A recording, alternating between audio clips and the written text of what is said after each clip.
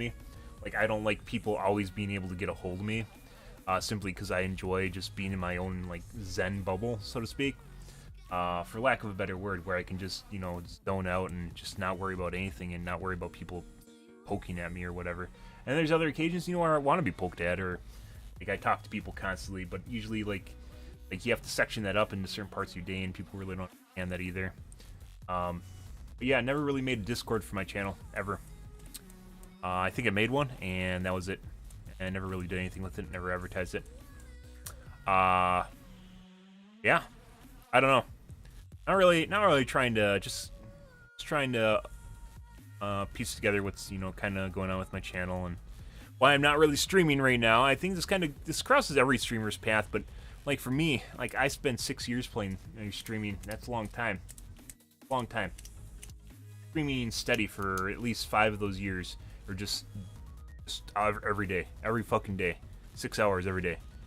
You know, if 6 days, 7 days a week, that's pretty much 42-hour work week. Every day, in addition to my normal job. In addition to mining, and before that, general contracting, I did mining every day.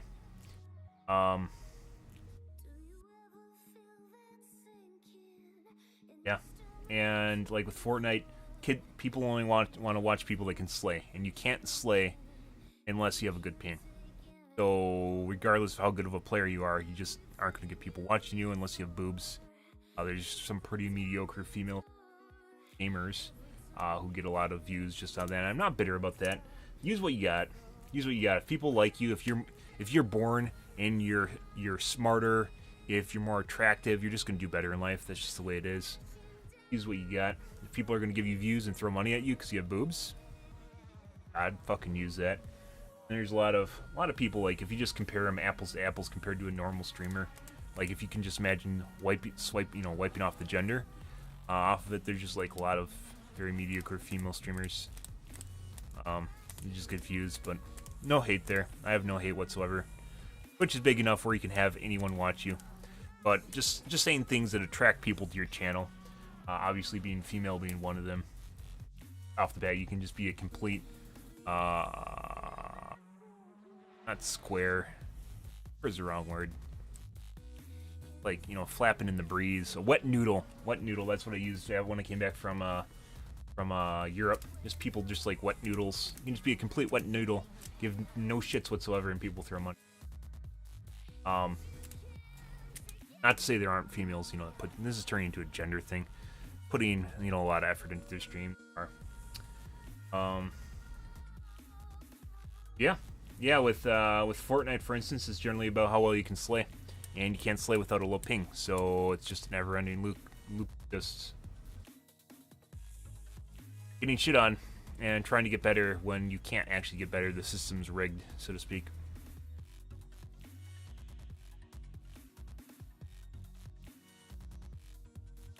How you about a millisecond different across the country? 20 milliseconds, and yeah, it matters a lot. A lot of games it doesn't matter nearly as much as Fortnite. Fortnite is a very particular bird. I have not been nearly as sensitive about Lancy as I was after playing Fortnite. Like, before I played Fortnite, like, Lancy is one of those things that occasionally kill you or you die behind a wall and you notice it. But after playing Fortnite, it's become very apparent that that it matters a lot in that game. And in other games, it just doesn't matter as much, like in this game, like I mentioned, where you get cross-killed. It does happen, and some people think it's a sign of bad programming where there isn't a definitive answer. Cross-kills happen in Fortnite too. It's just your bullet gets erased from time. I've had multiple cases. It is about half my deaths in Fortnite before I quit. About half my deaths were to cross-kills, where the last shot I'd fire at someone wouldn't do any damage, and a quarter second later I'd die to the guy's shot. That's a cross-kill. That's basically, I died, but the server was trying to figure out what actually happened, and it's like, no, I killed the person, and the server's like, no, you didn't. No, you didn't. You're dead. Bye. Like, it happens. I pointed it out every time it was happening in Fortnite, like, where cross-kills were happening, which actually was very, very frequent compared to this game. Extremely frequent compared to this game. However, I'm not very good at this game, and you have to get better in order to start, picking things apart. Good evening, Slane. Nah, no. Like I have no hate whatsoever for females on Twitch whatsoever. I'm just saying, I was saying things that attract people to your stream. There is an entire demographic of people on Twitch that only want to watch female streamers, and sometimes extremely attractive female streamers. And sometimes they don't even want to watch them play games. They just want to watch them bounce around and do DDR. And you know, good for them, good for the streamer. If they can make money off that, good. But yeah, with Fortnite, just cross kills happen. It's not apparent. Like, both people don't die, which is very noticeable. And a lot of people aren't observant enough to notice the fact that they shot the person, or go back and look through. I've looked through so many of my replays on Fortnite. It is disgusting. Like, I turned off the not replays, like on Twitch replays. Like, I replay my stream, and there's a while where I was just like analyzing every single one of my deaths. You know how horrible that makes you feel? It's just like, just go back through and just like watch the mistakes over and over and over again. And then on top of it, you like see things where you should have done damage, and it just doesn't happen. So one of the reasons I turned off the demo system in Fortnite was because the bullets that were happening on my screen, like, we compared, it's not in my head, we compared it on my stream. The bullets coming out of the guns on my screen on Twitch were different than the bullets in the game on the demo. They're completely different from each other. And like, where it looks like I shot someone, I was shooting behind him on the demo. And you're like, yeah, okay, the gameplay's wrong. But if I can't see that, and I can't figure out how to fix that, how the fuck am I supposed to fix that? And it was a sign, it's latency. It's latency. I'm pretty sure the demos don't actually have movement prediction on them. Like, they don't use the same movement predictive algorithms that they do on your actual gameplay. So it's like a system where you can't completely replicate what's going on, you know, to the letter. But like, you go back and you watch the demo, and it's a completely different system. It's completely different than what's actually happening on your screen, and you just, like, it's like you're living in a different reality. You're playing against future men, playing against people from the future, and you can't kill them because they're future men, because they have a ping of fucking 10 or something, you know? Like, yeah, that made noise. There you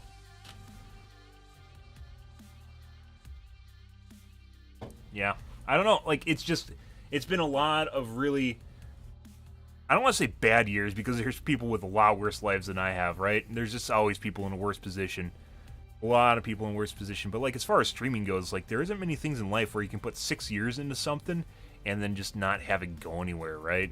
You're just like, and to be fair, I could have become a single player streamer, and I thought about it, where you just play like indie games and single player games. There's plenty of those that you could play through and basically not hate your life, and then occasionally play a multiplayer game just to dip your finger in it and go, look at me, I play something that's trendy, you know? There's plenty of big streamers like that. Plenty of those guys.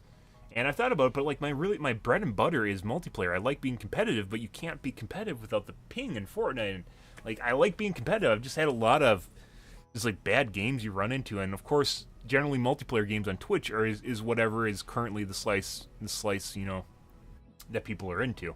Fortnite, Black Ops, like Rainbow Six, after I got killed in there from cheaters just like shooting me through the wall blindly, is just not something I can go back to. Cheating in that game means so much. Just like a wall hack, it means so fucking much. It's absolutely fucking insane. Yeah, that game. Oh. Have you live in this time period where it can be an issue? Yeah. A lot of young, desperate male viewers on Twitch who like to chat with the hot chick. Yeah. World of Warcraft has probably one of the biggest female player bases out of any game in existence. There's like, I'd say it's like 40% of the people playing are male or female versus male. And putting aside The Sims, it's probably one of the most played game by females. It's just gotta be where you look. And like, when you're younger, I was there too, right? I think every gaming guy is there where he wants a gaming chick female, right? And then you go through a relationship or two, or a couple dozen relationships, not that I have, and then it becomes apparent that you need more than that, than just gaming together. And then you know, it's a whole shebang. But like, the first step is just like talking to a gaming chick, and I don't think that's ever gonna, that little nugget there is never gonna get fixed until it becomes completely socially acceptable for people to play games, and females will play games just as much as men. They aren't to that point yet, though. Like I said, probably the biggest game is probably like World of Warcraft, MMOs in general, but World of Warcraft is probably the big one. And then first-person shooters have like almost no females playing them. Twitch is definitely an outlier. If you just like were just playing like Fortnite or Black Ops, and your expectations to run into a female playing it is probably very minimal. Probably maybe like 5% of the player base is female. But like on Twitch, it looks a lot higher than that. But that's because they're streaming and it's a job, and it doesn't necessarily pertain to their original interests or what they like doing. You know, like if you're talking to them, a lot of chicks would just rather be mogging in World of Warcraft or collecting battle pets than they would be, you know, playing a first-person shooter that's highly competitive, where it's bleeding edge and they always have to be on their toes and, you know, reacting instantly to everything. Like Dan's Gaming, yeah, or Co. There's a lot of them. There's a lot of them, and then there's also the single player streamers that occasionally play multiplayer games, not semi-frequently play multiplayer games when they aren't actually, like, they don't have anything to do, and are fucking terrible at them, but, you know, they still try to enjoy them, because once again, it's a job. Streaming's a job. And like I mentioned, I could have been a single-player streamer, and it's not me. It's not me. I can play a single-player game for, like, a month, tops, and then I have to play a multiplayer game. It's too mind-numbing. Like, you need to have this interaction with other people. It's not just interacting with people that can add in a completely, like, erroneous way. Like, we're even talking like they're doing the thing that you'd think they'd do because they were being logical and being smart. They just fucking go this way, you know, and they're just like, why the fuck did you go that way, you know? One of those things where it's just completely unpredictable and it helps keep you on your toes and keep your mind active, which is one of the reasons I play video games, because I really enjoy that, where you just kind of hone yourself and you're to a point when you're playing, you know, shooting at people, and especially in a really, really good game, you can just kind of feel yourself like balancing on like a pin tip. Great. But like, if I haven't been in that mode for forever, like back when I played H1Z1 for a little bit, there was a bit of that, like not just flow, but like feeling like it's level playing field and that you can do. Occasionally in Overwatch it would happen. Never in Fortnite did I ever feel that way. Which is kind of a telling sign. Just like it's like a feeling you get when you are just completely in sync with what's happening in the world, in the game world, and with the other people around you. And it's not just flow. I still need to take in these glasses. Definitely taking in these glasses. I haven't done that yet. Once again, like I mentioned, like if I stream at night, like it just fucks up my day schedule. And like imagine that businesses are open during like 9 to 5 hours. Weird. Our gender's fluid, sure. You can be whatever the fuck you want. It doesn't matter to me. Like, that's basically what it comes down to, is like, how much does it really matter to you? Whether or not you, like, romantically it matters. Like, if I'm getting involved in someone and they're a female online and they pretend to be a female, but they're actually a guy. Like, you know, they go and they have their wife and their kids, and they still pretend they're a chick online that's like in their 20s, tee-hee. And you just like, sort of thing. Like that matters. That definitely matters, where you're just straight up lying for the sake of trying to get in the pants of someone that wouldn't otherwise be available to you. It's not just even catfishing. Catfishing usually just relates to, you know, like lying about your life to get together with someone, and not just lying about like the fact that you have a dick instead of a vagina. You know, that kind of matters. But furthermore, if you're talking about like real life, where you're just interacting with someone at Starbucks, it doesn't fucking matter. Who cares? To me, everyone's a fleshy human meat bag until it actually becomes more than that. You have a vagina, you have a dick. It really doesn't matter. You have a dick, but you want to pretend you have, or not pretend. You want to say you have a vagina because you think you do or want to. Like kind of a weird thing. Like if we're talking about this, like if you are transgender, like you're off in your own side thing. I'm not gonna say own world as in it doesn't matter, because it does matter. But like if you're male to female or female to male, you'll never actually be male or female, because when you're born, you know, you have life experiences guys don't ever have or women don't ever have, right? Like it's not normal for most people to, you know, live basically with one gender and then turn into another gender. Not saying it's wrong, and it's not normal for other group of different people, but like at the end of the day, like there's no way that you can undo that unless basically you had your memories erased and like new memories implanted, which maybe we'll eventually be able to do in the future. So we can imagine a hypothetical world where you can get completely overhauled body. Your body is basically a vessel, and it can be whatever the fuck you want. You can be a fucking unicorn. Who cares? But, you know, if you can imagine a world where you are basically a facsimile of a hot guy or a hot female, and you know, you're born a different gender, you can't undo those memories. They're just going to be part of you. That's going to be who you are. And I'm not saying it's wrong. You can be, you know, male to female, and you can identify as female, or you can identify as male. But at the end of the day, like, you're never actually going to be the gender that you're going to be, because you were a different one to begin with. I'm not doing that to kind of fuck with anyone, but like, I don't mind if people identify as female, and I don't mind if they identify as male. But, you know, you're born a specific gender, and you're gonna go through life experiences that people are never gonna ever have. And, you know, maybe that's for the best. Maybe, like, not that it's that you should be born a different gender than you really want to be, but like, you're always gonna have kind of a view on life that no one else is gonna have, and maybe that's good too. Maybe that's good. You'll be able to relate to other people in different ways. There's a lot of people that are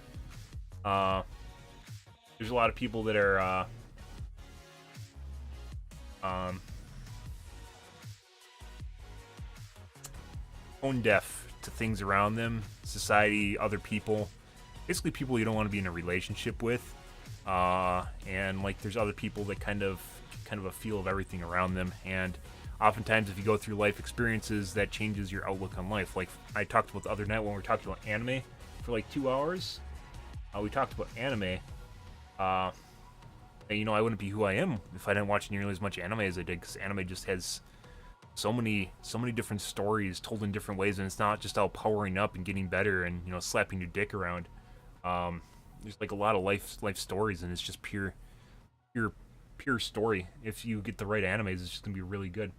But like, a lot of things in life, for instance, you're just gonna be insensitive and maybe not be able to relate to people until you have experiences in different areas that you otherwise wouldn't have, right? Yeah, and like I said, you can be anything you want to be. If you want to be female, I will call you a female, regardless of what gender you're born as. But like, you're not, like, if you were born male and you turned female, like there are experiences, sexual experiences, you know, just growing up being in a different norm that people will never have if they were born female or born across the boundary. You're basically becoming a third gender or nth gender, because there's a bajillion genders, right? You become whatever you want to be, but you're not going to be like pure blood, I guess you'd say. You'd be a muggle. You'll be a muggle. No. But like, I don't mind. You can be whatever you want to be. But I prefer interesting, entertaining streamers over streamers who are just really good at a game. Yeah, I want to be both. I am fucking good at games. Like, it's like a pride thing. It's why I can't be a single player streamer, is because I fucking know I'm good at video games. You know, I fucking know. And you know, when the game cockblocks me, especially in a highly competitive game, that really digs under my skin. And you play a game for 10 months, and it really starts to dig under, no matter how good the game is. Like, if there's parts of the game that just are not up to par. I thought H1Z1 had bad problems with hit registration, and then I played Fortnite. And just realized that I am a 40 millisecond muggle. You know, like, there's these big streamers that complain when their shotgun doesn't register once. Just once. They're like, oh my god, where'd my damage go, guys? Oh my god, did you see that?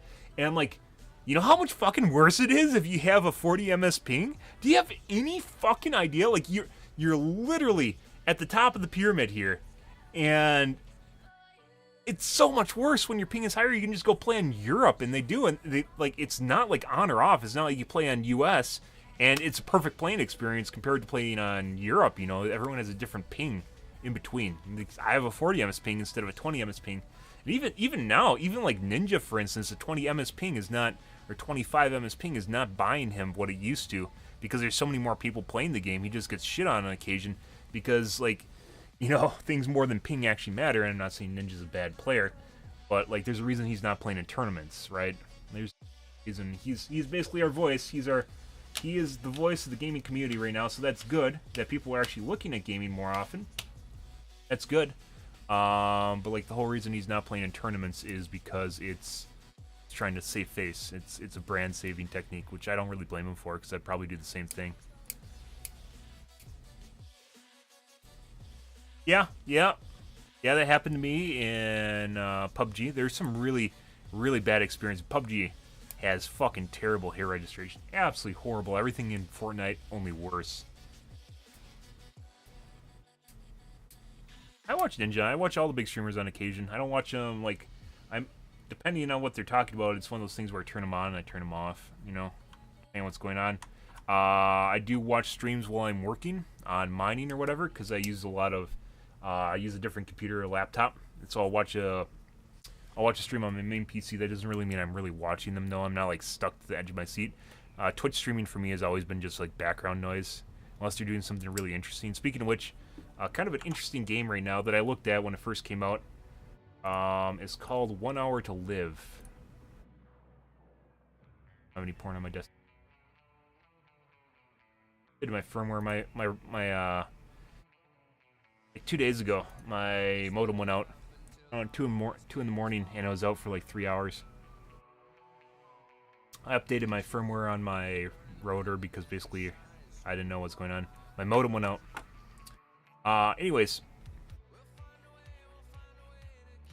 it is called 1 Hour to Live. Basically, I streamed Don't Starve.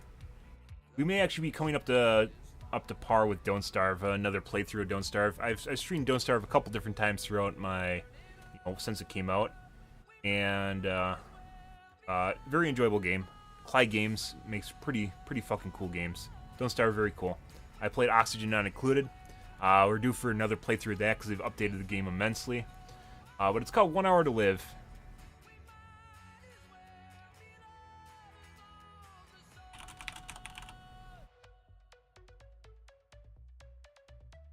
It or something.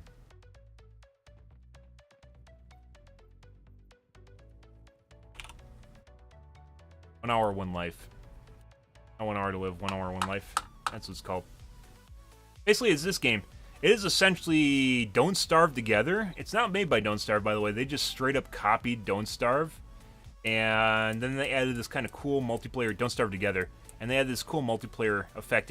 Like, stuff like this just goes to show you how much a good game, a good game type will completely change your game. So this is essentially Don't Starve Together, which is Clyde Games. It's a survival game. It's a survival game, much like Don't Starve, where you just craft stuff. It's simple crafting, very cartoony. It is a very stylized art form, which is straight up copied from Don't Starve. But what's unique about it is basically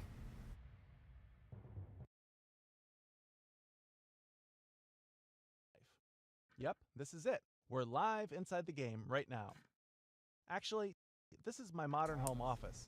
Civilization in the rest of the game hasn't gotten quite this advanced yet. Maybe someday, though. Did you see that? I just got older again. A whole year passes every minute, and we live an entire lifetime. Yeah, so what basically happens in this game is you have specifically 1 hour, where in Don't Starve you can live as long as humanly possible.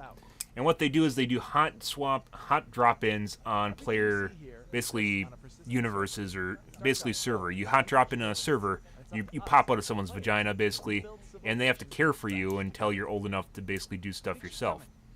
So basically it has this whole element to the game that otherwise is not available in something like Don't Starve, which is people can't just do things on their own. It's impossible to do things on your own, and you actually made it where it's a multi-tier system. When you join the server as a baby, you're truly helpless. I guess I could just let him explain it. Your parents in order to survive. If they help you live into adulthood, you may get a chance to have babies of your own someday. And your babies will be other players who are depending on you for their survival. You're just one small link in a very long chain. What you accomplish during your brief lifetime will depend on the situation that you're born into. At first, your contribution might be pretty basic.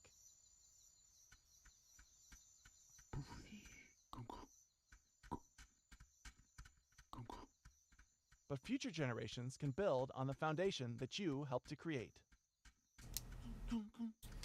Don't buy it, by the way. This is a game that's only going to last for like maybe 2 weeks. Hopefully, you'll get a chance to leave your It's really cool at the beginning, but like, and maybe create something that helps your children. I'll explain it in a second here. But really, all of this is just the beginning. As players continue climbing up through the tech tree, I'll be staying one step ahead of them by adding new stuff to the game every week. So I hope you'll join me as this crazy game unfolds. I may even spawn as your baby at some point, and it'll be up to you to take care of me. Music's really good, by the way. Minecraft music. As we rebuild civilization Card together, music. who knows where we'll end up?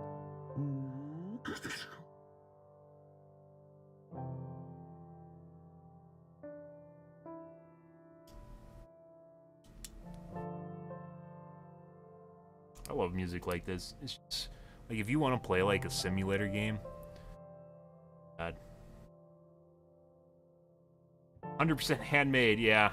Yeah, except it's just basically Don't Starve. Don't Starve, gameplay wise.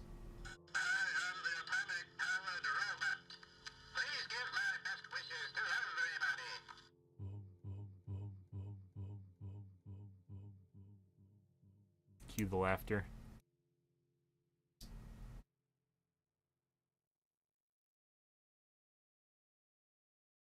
So anyways, why is this a game that won't last? Because at the end of the day, when you spend 1 hour and you work really diligently and really hard on a colony, and just to start over again after again after again, and you never really see the full game, people get bored of that and they get sick of that, and it eventually, you know, wears thin. Because you don't actually see a game play through. You never actually see a full game play through. And you can play hundreds of hours in this game, and you'll, you know, because it's RNG, what you actually spawn into, what kind of world you spawn into, and where people are. So where he teases a life of, you know, a futuristic life like this, where eventually you're going to get to the future here. You know, you'll build the future on your ancestors, essentially, right? You'll build the life on your ancestors. You'll never actually be able to do that in your 1 hour life in the game itself. So unless you can actually find a way of extending lives in the game, which maybe you could potentially say that they'll be able to do that, at the end of the day, you can't continue. There's no continue. There's no, you know, like roguelike games like Binding of Isaac. Even Binding of Isaac has a lot more. Like, you can play that for hours on end. Or Faster Than Light, you can play for hours on end. Even though you can play that for hours on end, you can generally see a whole game through to the end. You can never actually do that in the game. So your contributions eventually start to feel less and less meaningful, and you'll start to actually care less and less throughout the game. So while it seems really cool at the beginning, because this is a really cool concept, right? Not just that it's a roguelike in that you'll die, and there's no, like, it's a finite end, it's a finite life, right? You can only play the game for 1 hour. You can only play the game for 1 hour, after which point, basically, you just die. It's 1 minute per hour, and you live to 60, so you die at 60 in the game, regardless of what you do in your life. And it leaves us some pretty cool. It leaves us some pretty cool aspects in the actual, like, game itself as far as, like, RP goes. There is some really cool stuff. I've been watching some of the streams, and I thought it was really cool. But one of the reasons I'm not going to play this game is because it doesn't have longevity. There's no way people are going to keep wanting to die over and over and over, hour after hour. I mean, you can argue for Fortnite, right? Fortnite games only last 20 minutes. It's a 20-minute game. What's the difference between a 20-minute game and a 1 hour game? You can basically accomplish the whole game in those 20 minutes, and you can't in this game. There's no 1 hour. Basically, eventually just starts feeling like you're just a drop in the bucket, and you're not actually accomplishing anything in lifetime. Which means there eventually needs to be a way for progression. There needs to be a way for people to actually carry their life with them, or feel as though each time they die, it's not meaningless and it's not pointless. The concept, I think this is the first game that's done this. The concept of a finite life base builder, just a finite life in general, where it's time limited, and it's basically what you can accomplish in that hour. And then there's a social construct where you have to construct a town. It's probably the first time, but essentially, like, from as far as like gameplay goes, this is Don't Starve. It actually kind of makes me feel bad that Klei Games, for all the work they've done, they could just add this to Don't Starve together, and it'd be pretty cool. But the way it works in this game is progression is really, really convoluted. Like, progression in the game, not your character, because there is no character progression because you die. Progression in the game is very convoluted. It takes forever to do anything. Like, the amount of steps capable of just doing anything is insane, and as such, you basically have to have a wiki open. Anyways, that's not really that bad, because I've had a wiki open all the time when I was playing Don't Starve. Like, except for the first, like, couple games of Don't Starve, where literally my whole base started on fire and I actually had to figure out how to survive. Besides for the first couple games, which were hilarious to watch, they're absolutely terrible because I died a lot. Don't Starve Together is literally about don't starving, and it gets much more complicated. It's very cool. Very, very cool game. Highly recommend buying Don't Starve Together and or Don't Starve and the expansion packs. I think the original game is better than the expansions. The expansions are kind of unbalanced. Oxygen Not Included, very cool too. But like I said, the reason that this isn't going to go anywhere is because you have an hour, and at the end of the day, it doesn't feel like you did anything. So he's going to have to figure out a progression system for people in some way where they can actually either be recognized that they've helped out immensely, you know, people love them, that they're reincarnated and they're a cool person, like, you know, not just talking hats or something, but like achievements and feeling like how much this person has helped in someone's village or something like that, so people know and can respect you, or find a way where people can interact with you in any other way other than just breastfeeding you until you can walk and then hoping you actually do something intelligent before you die, or you're just a complete leech on your society. Yeah, it's a cool concept, and trying to figure out how you can apply this to other places, because roguelikes have been around for a while. I hate the name roguelikes, by the way. It's just like they took a fucking random word and slapped it together, and then like it doesn't even represent the concept, which is just a single life, and then you die and you have to start over, right? I hate the term roguelikes. Absolutely hate it. But that's what they call them. Even though roguelikes have been around for a long time, I think this is the first time where something like this has happened, where it's kind of like a progression-based game, but it's like base builder, but then it's also based on a limited time frame, and you have to be a productive member of society when you spawn in, you know, to accomplish something like making food, simple stuff, or it's like certain parts of the game. Like I've looked at it, I was looking at like the wiki for it, and like you can build a clock tower, which basically sets everyone's home position, and you can ring it like once every 20 minutes, but it takes like 8 hours to make. No, more than that. It takes like 24 hours to make. In order to actually make like this bell tower, it's going to take, and it rests every 3 hours. You can only build it in 3-hour increments. So basically, it takes 24 generations to build this clock tower. And the rate the servers decay and the rate they go from, you know, like a functioning society to just, you know, they explode is insanely fast in the game. And I don't know how they load balance it in the background. Obviously, there's ways he can, you know, he can load balance it himself, right? There's ways he can deal with it, attempt to deal with something like that. Like 24 hours, just expecting people to just be like this small little piece of society, kind of like it is in real life. People are going to get sick of, because, you know, life sucks. You know, realism, you can argue for realism for this, for, you know, stuff in real life where they didn't build the pyramids in a day, right? They didn't build the pyramids in a day. At the end of the day, like, people want to build the pyramids in a day when they play a game, or they want to play like a 24-hour Civ marathon, which is fucking awesome, you know, on occasion. 24-hour Civ marathon, but, you know, like, there's accomplishment there. There actually feels like you do something. And in this game, from what I've seen, it feels like it's not going to... You can play a couple games and you're going to get bored of it in like a couple days. It's not like it hasn't taken off on Twitch, even though I've seen some big streamers play it on occasion. Because it's depressing. Like, you can do all this work in your society. All this fucking work in your society, right? Like making a furnace, you know, becoming a blacksmith and stuff like that. And then you just die in an hour. You just die in an hour, and you can argue that's what makes the game kind of attractive, which it is. It does.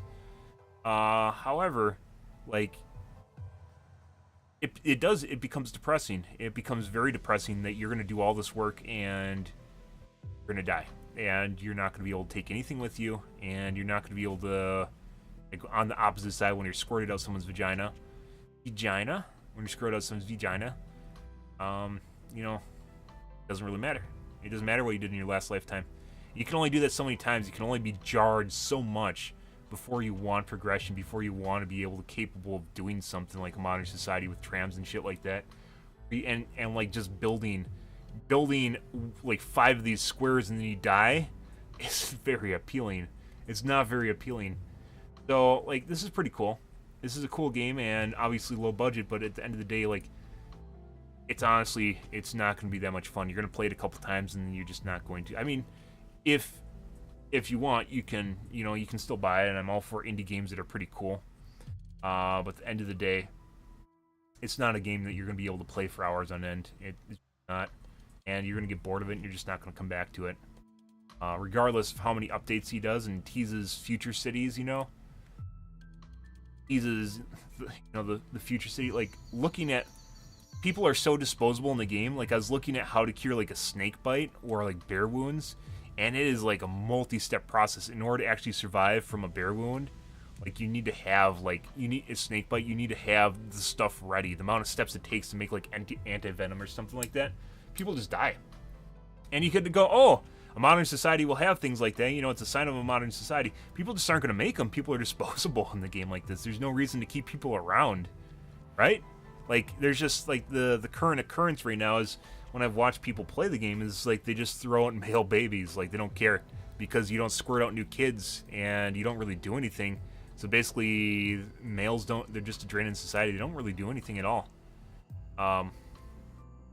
There's no upside to being male in the game. There's just downsides. Because you can't make kids. You can't procreate. So at the end of the day, like, in this game, you don't actually have sex. Just women just randomly squirt out kids. Like, it's all immaculate, right? It's just like, insert reference to religion here. But basically, males have no purpose in the game whatsoever. Yeah. But, like, something like this, it's a cool concept, but at the end of the day, you just... Like, I had a really cool thought, and then I just trailed off into sex, and that didn't help. I had a really cool thought about the game, and I just lost it. Fuck. But anyways, like, at the end of the day, like, people just... You can tease as many things as you want about future societies and something, Like, oh my god, look at their walls, look at how advanced it is. They got, like, a minecart and shit, and this is the thing I was telling you about that takes, like, 24 hours to make. A lot of lifetimes. You go, oh my god, that's so advanced, it's so cool, and you just don't want to do it, because you live your life and you live it to the fullest, and then you just die, and then at the end of the day, you're just like, whatever, which leads to a lot of trolling, by the way, which is there are streamers that just actively try to fuck with, much like with other survival games, they just try to fuck with the communities that are trying to actually survive, because it's hilarious and their chat loves it, as you guys can imagine. They just fuck with other people. Sign in. What? Hello. Maybe you'll get that thought back. It was a pretty good thought.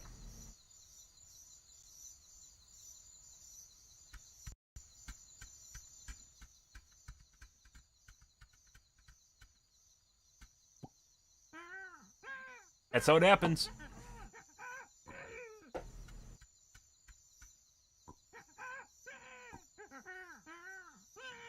You don't find those. Everything in the game takes so many steps to make. You're always... Never even seen that.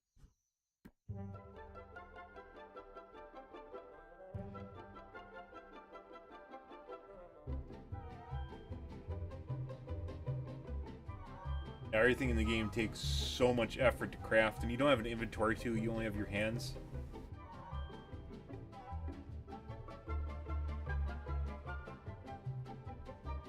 No, I'm not gonna play this. I'm not gonna, like, I know for a fact that I'll only play this game for a couple hours and I'll be done. And honestly, like, after you watch the stream and you get an idea of the gimmick, I don't actually have any desire to play it. But the crafting itself is way too complicated. And there's really no help in the game besides like a hint on the side there that pops up. Like, to actually make stuff, you just gotta constantly stare at a wiki. And, have a chance of dying, so.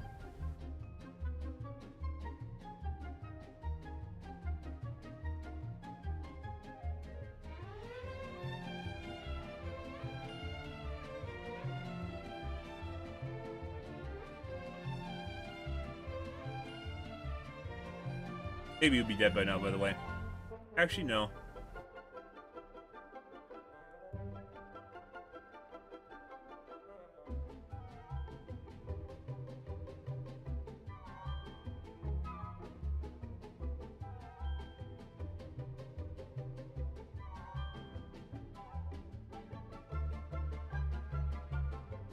Kid's not old enough to eat.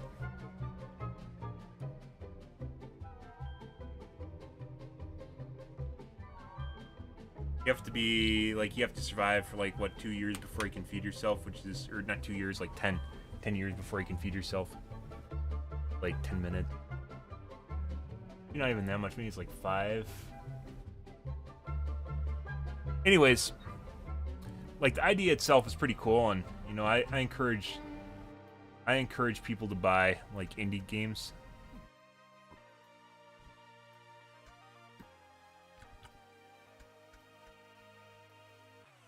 I encourage people to buy indie games, but honestly, it doesn't look that fun, to be perfectly honest. Crafting system is way too convoluted because they're trying to find a way to slow people down, so it takes them forever to do stuff, and so you just wander around and die. It's kind of the way it is in Don't Starve. Don't Starve, though, you have an inventory, and it's much more intuitive, I want to say. In addition to that, it's easier to find stuff. Like, everything in this game is like a grid, only it's a very, very, very big grid. Like, you eventually just end up with, like, a whole screen and there's, like, 16 things on it, instead of, like, having a tiny little area with 16 things on it. Like, stacking stuff is very, hard to do. But basically, in a nutshell, this is a lot like Don't Starve Together, just with 1 hour. I don't know. Probably actually quite a bit of money, because he made it himself. I don't know how he did the art assets, but the art assets look an awful lot like Don't Starve. Here, I'll show you guys the art style.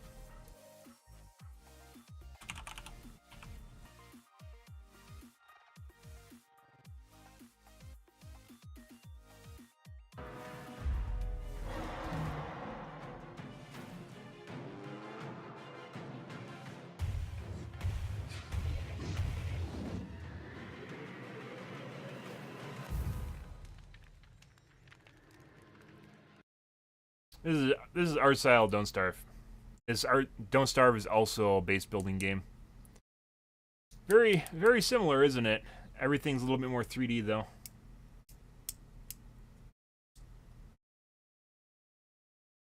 But essentially, what we looked at, it's just Don't Starve. This I'd recommend you spending your money on. Don't Starve Together, especially if you can play with your friends. Don't Starve Together, or Don't Starve in general, is very complicated. Not as complicated and convoluted as 1 Hour, One Life is. 1 Hour to Live. Not as convoluted as 1 Hour to Live is. However, I'd just say it's an overall better game.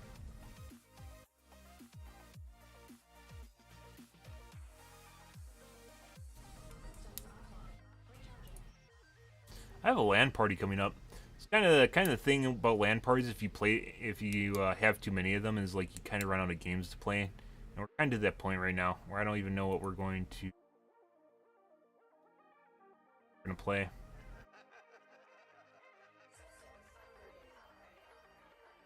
Most co-op games are like 4 players too. Sucks.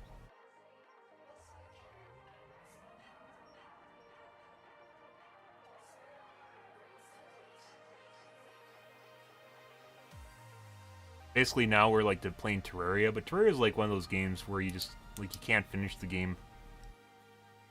It's like an online game. You have to spend days playing it.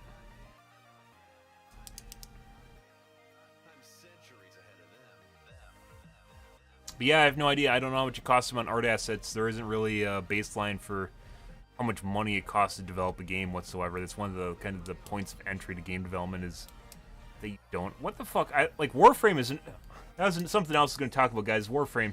I've thought about playing Warframe every time it pops up on Twitch. Who the fuck made this face art?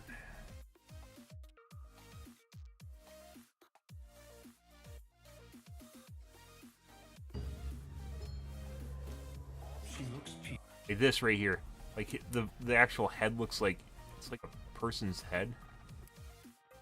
Very catchy tune, by the way.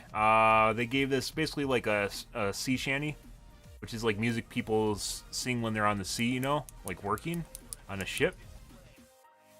Like they made a sea shanty. They have the introductory movie here for Fortuna.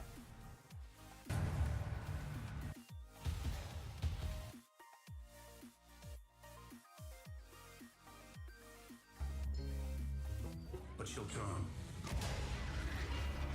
Everyone lives in fear of the taxed men. They don't really get paid. We used to They have fight drop back no matter benefits. the odds, Oh no, there are some people that have. but those days are over. The Solars are undead and by proxy enslaved. Outworlder, help reignite the flames of rebellion.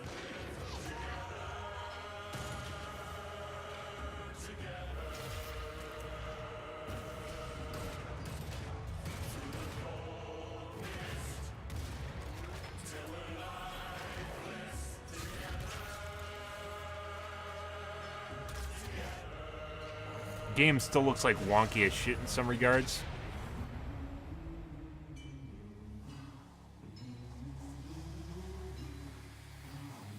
Yeah, there are quite a few streamers that were actually, like, they have a sponsored stream. I've seen that. They're doing a good job. It keeps improving. This game keeps improving, like I mentioned. Very weird game. Like, one of the reasons I haven't played it is because it just looks a lot like Destiny. And Destiny really isn't that interesting to me because it's all just very closed world. And, of course, with Warframe, they made it open world, right?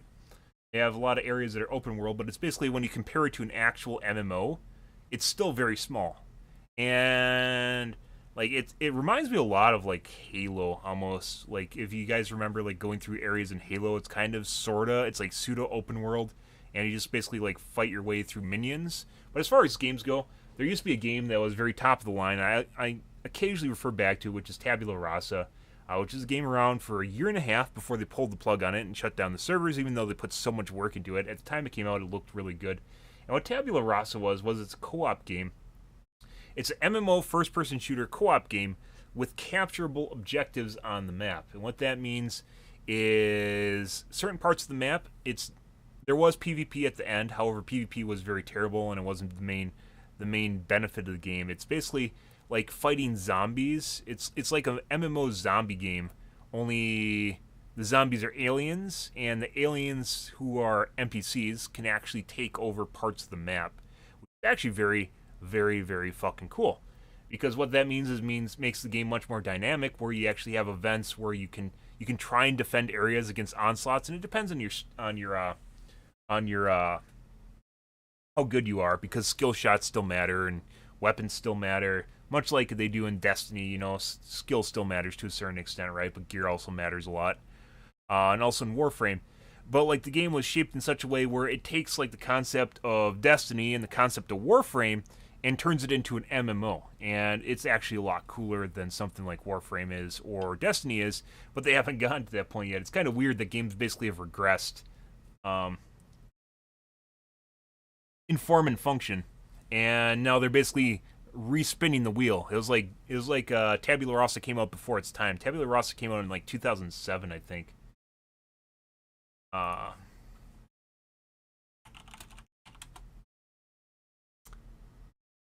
Yeah, 2007. And it closed on 2009.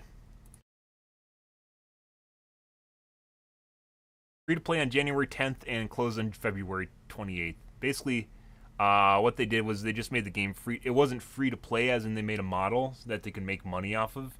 They turned it into a free to play game because they just let people play for free. Not that it was a monetized model where they could actually, you know, continue making their game. They couldn't because they never actually turned it into a free to play game. They just made it so it was free for people to play up until the end of the game when it closed. But anyways, yeah, November 2nd, 2007 and February 2009. So basically it was around for a year and a half.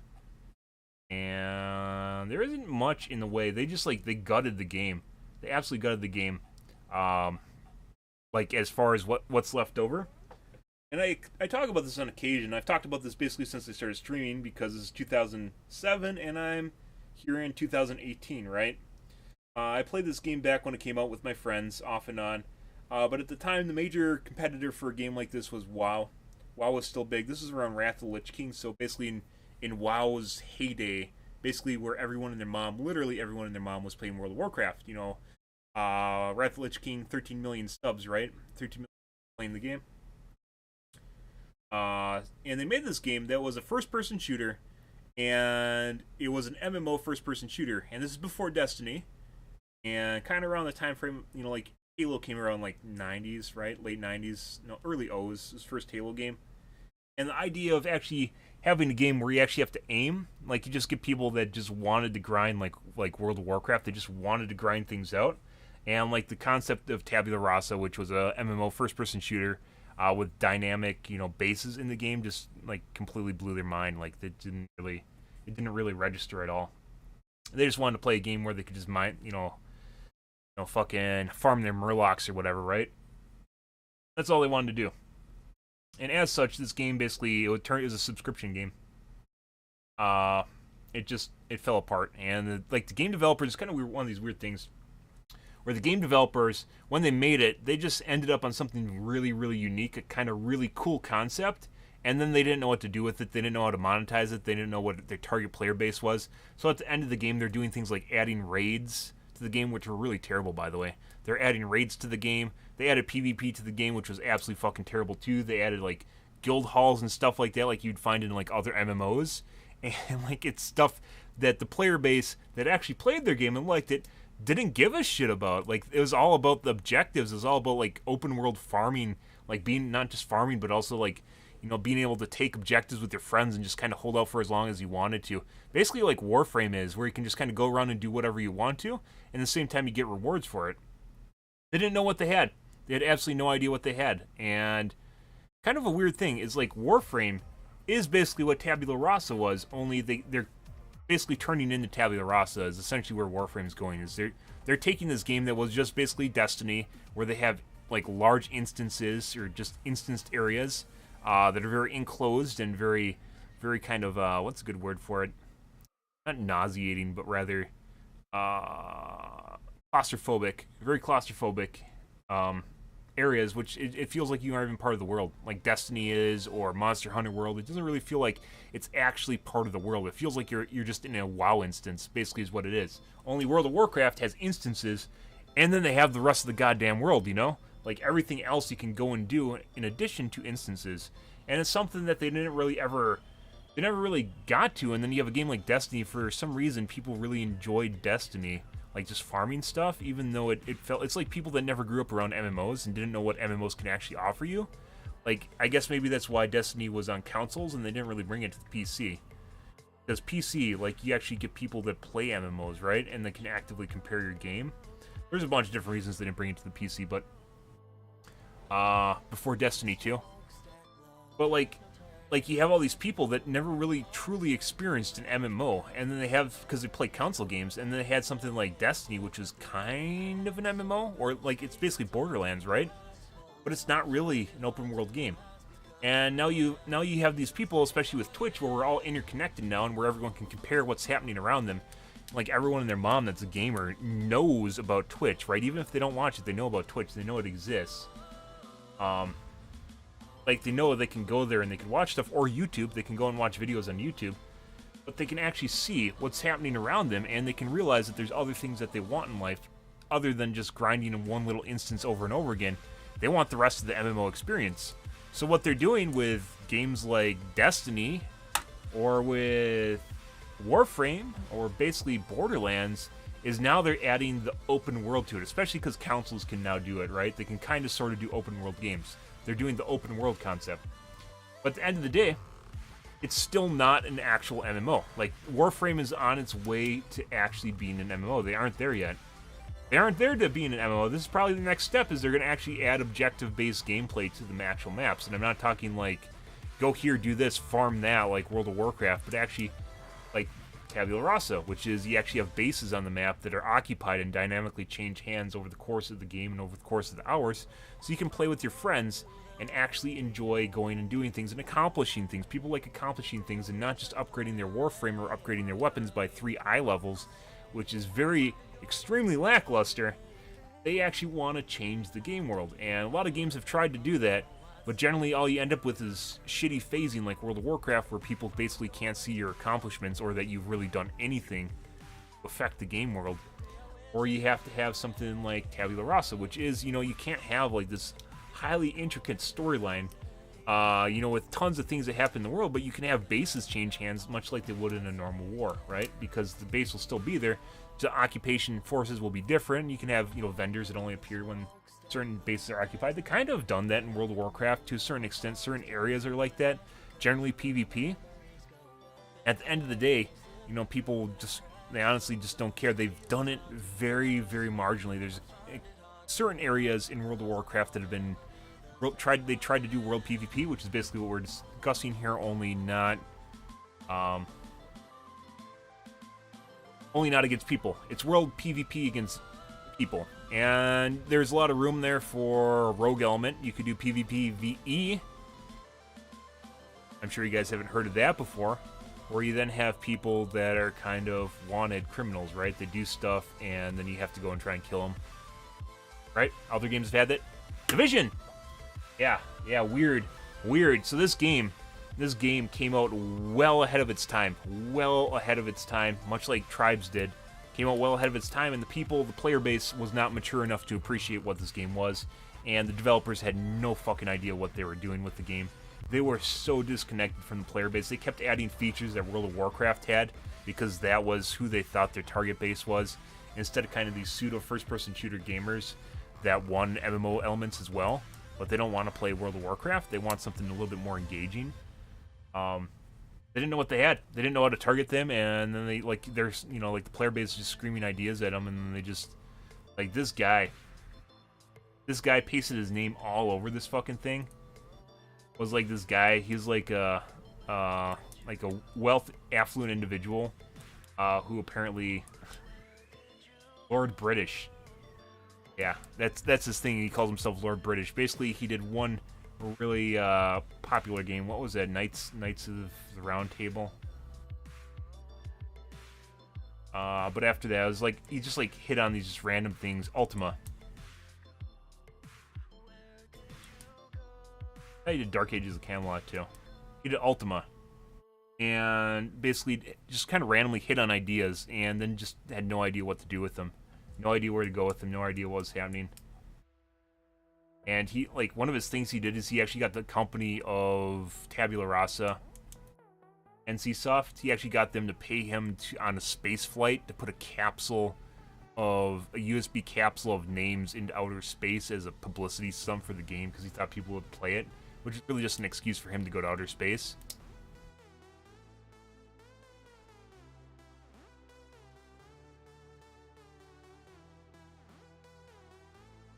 Private astronaut returning 12 days later aboard the Suez TMA-12. He became the second astronaut, the first person in the U.S. who had a parent who was also a space traveler. Yeah. Basically, he got the company to pay. There's a lot of shenanigans that was happening there. There's a lot of reasons that NCSoft and Tabula Rasa went under, but he wasn't helping things. Like, he came up with the idea and like maybe found the idea of it, and it's like the developers, not just him, the developers in general just had no idea where to go with this game. But anyways, going on a tangent here, guys, the moral of the story is Warframe. What Warframe is turning into Tabula Rasa. And that's eventually, like I said, what you're going to see in the game is eventually you're going to have objective-based gameplay and maybe even servers. That's what they had in Tabula Rasa, because obviously you can have too many people on a server. But nowadays, you could expand servers exponentially. Make like Minecraft as a telling sign of what you can do with a game and open world, and just continue making it better and better, which is actually really, really fucking cool. Nowadays, a game like Tabula Rasa could be expanded so far. It could be so big. It could be so humongous. It could be an absolutely extraordinary game.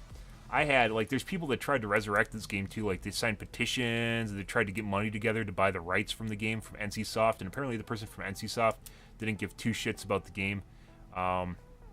And basically just let it die. Like, it was just like something that stuck him the wrong way, and he just wanted it to die. But anyways, as far as this goes, like, this game is not dead. This idea of a game right here is something that could eventually be it's not the game that I want to make. I want to make my own game. But this is definitely, there's a lot of room here. I've talked oftentimes about how zombie games are not dead. Everyone thinks the zombie genre is completely hung out to dry, and there's no room for improvement there. There is. It's just a lot of people make really, really, really bad zombie games. And this is an example of, like, kind of what a zombie game could be. Even though they use aliens here, you could use zombies. There's a lot of things you could use. Infected. There's a lot of opportunity here for IP that has not really been done well, and has a lot of places to go that haven't been gone yet. That's kind of like, it's the cool thing about video game development is it's always changing, and sometimes they just basically happen upon what they were before. And Warframe, like I mentioned, like when you play Warframe, like one of the reasons I haven't ever played it is not only is it very grindy, but it just doesn't feel like you're actually like part of the actual world. And now they have like open worlds in it. They've had that for like a year when they first released their open world, right? And now they have Fortuna, which is even like, it's even more of an open world, but it's just generally reminds you like walking around in Borderlands, more or less. Once again, no real objective, otherwise just go here, collect this sort of thing, and you don't really change much of anything, and nothing really happens around you. Much like a normal MMO, only World of Warcraft is much bigger. So,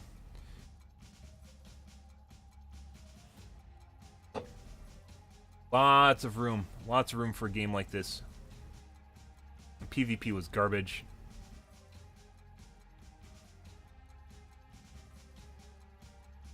They wage war over control points and bases, which side controls greatly impacts the players. Yep, losing one of the bane means respawn hospital, waypoints, shops, NPCs, access, and base defenses are lost and turned to the Bane's advantage, which was the NPCs. With a game like this, there is so much. I'm not even joking when I say there's so much room here with stuff they can actually do in a game like this, because NPCs, beyond just having a script running for the NPCs, you could actually make puppeteers, so to speak. You could have masterminds, or not only could you actually give players the ability to take on a role as a mastermind, you could have people in studio do it from the get-go, just kind of before you actually develop rules, regulations, and like things that people need to follow, like goals and objectives, and actually flush out a part of the game where people are playing the NPC force as an RTS element.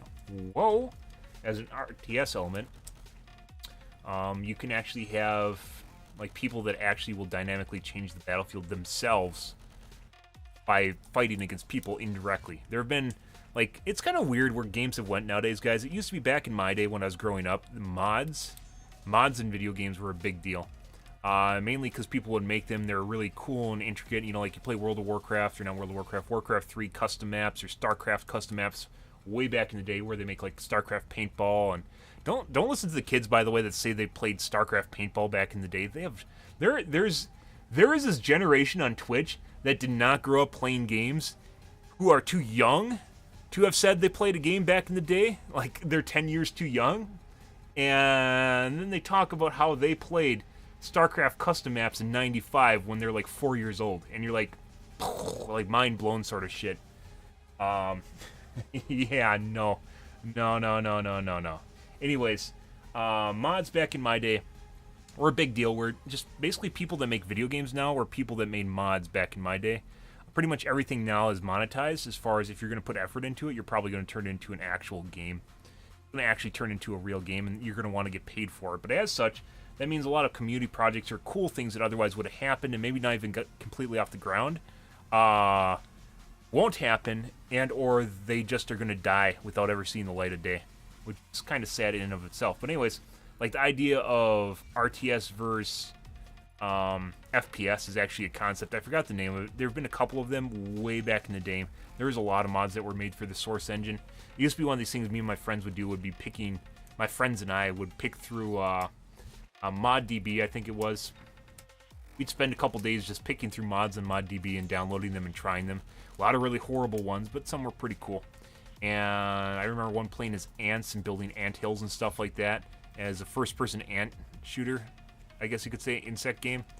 Also very cool, by the way. Not sure what happened to that guy, but it was a first-person shooter ant game where you just, you know, you'd be a worker, you just go like this and eat stuff. Natural Selection used to be a source mod, and then they turned it into a game called Natural Selection 2. I played that when I first started streaming. I played that for a month or so, I think. It never really went anywhere. I had all 20 people from the community over there watching me. Oh boy, just like with Blacklight Retribution, I had a bunch of people from Blacklight watching me. All like 8 of them that watched that game when that came out. That was the very first game I started streaming. So I was good at it. Great at a game like that. And that was back when I streamed at 360p too. Never heard of Terraria. That's kind of weird, dude. Terraria is a game that, it's basically equivalent of Minecraft, only 2D. It's like 2D Minecraft. Essentially what it is. Only a lot more progression and kind of things you can accomplish in the game. More objectives in the game. But anyways, with a game like this, you have a PvE element in the game, and you fight for it.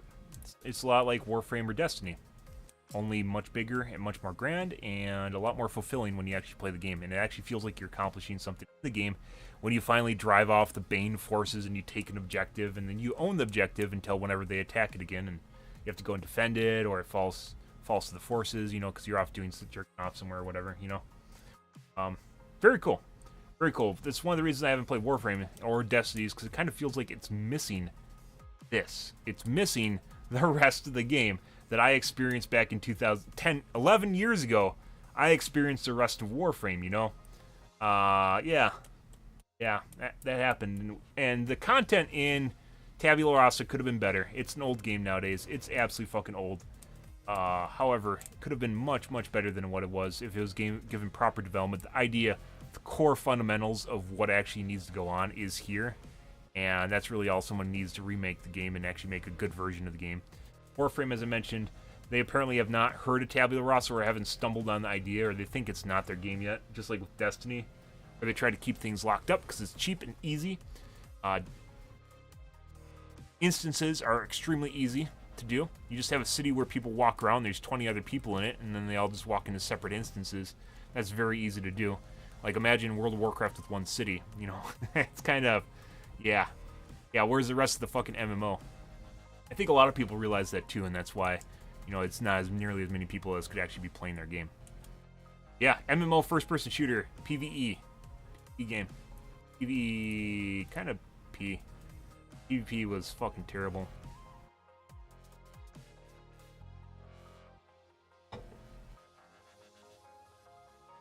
Yeah. Moving on, guys. We got stuff to cover here. You guys got me on a tangent. We talked about gender, and then somehow we got on Warframe. Oh, 1 hour to live, and then Warframe. Kind of went from there. What I was going to talk about tonight, however, was the patch notes for Fortnite. All right, let's take a look at the Fortnite patch notes here, guys. We aren't going to play Fortnite. However, we are going to go over the patch notes, which I already looked at before I went online. So, Food Fight, I guess, is where they're going with things now, which is, this is a LTM. It's basically a mod for the game. We'll talk about that in a second. They added a mounted turret to the game, which is just asking to get sniped in the face. Kind of interesting and cool things they add to the game. Absolutely fucking pointless. There's no reason ever to use something like this ever outside of 50-50 games where you have a bunch of people, basically like Star Wars, Battlefront sort of shit, right? There's no way this is ever going to get used. You're just basically getting asked to get sniped in the face while sitting on top of this turret. And just right off the bat, one easy thing they could have done to make this turret better is they made it so it would replace the tile below it. So what happens is you have a box. You plop this down, it replaces the build tile below it, you hop on the turret, and what you can do is you can flippy flop. You can spin it upside down. Weird, huh? So, just like straight up the other thing they would do, which has been done in other games, you add shields to the front there so it's not as easy to snipe someone off. Kind of the progression of gun turrets in general is eventually they just end up completely enclosed. But in something like Fortnite, you could give it a tactical advantage and a surprise advantage where the turret will just turn upside down. It'll replace the tile. You can imagine a floor that just flips over on itself, right? A trap door. You sit on the turret, you can activate it, it'll flip over and basically hang upside down from the ceiling. Very cool. But they didn't do that in the game. They didn't talk to me because Epic does not actually talk to me because they currently are busy getting promotions off my ideas. But yeah, basically you have a gun turret that people get shot off of, but straight up easy improvement to something like this is just make it so it can flip upside down in whatever it's attached to. as long as there's room. Obviously, if they go underground, you don't allow them to do it or whatever. You can add rules to that, but the idea is it switches from you being in a very exposed position to you being in a safe position, and it would actually save your life, whereas you're just basically waiting to die if you're sitting in a thing. So, yeah, this is gonna be like balloons. People aren't gonna use it. Generally aren't gonna use it besides trying to like look cool in front of their friends. But anyways, food fight. So what happens here is one wall. I'll give you guys a promotional. One wall, two entrees. Food fight has begun. Basically, base versus base gameplay, tribes style, only without the tribes.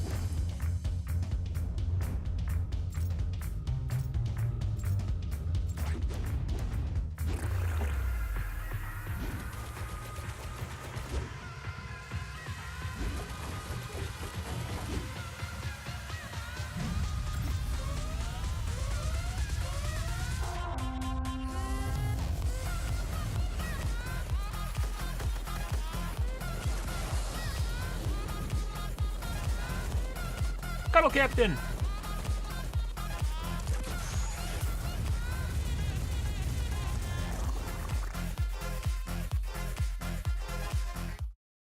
Good job, Epic, appealing to your own player base.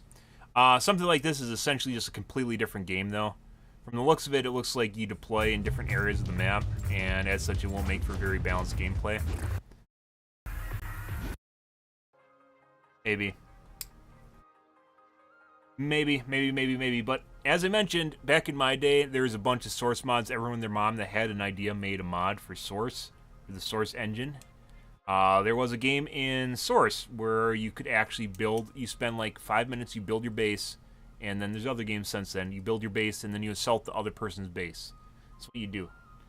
Monday Night Combat wasn't that, was it? That's what comes to mind when I think of it right now. But with a lot of things, it was capture the flag, I think was one of them. You'd actually have to either capture a flag or a ball, and you'd have to bring it back to your base.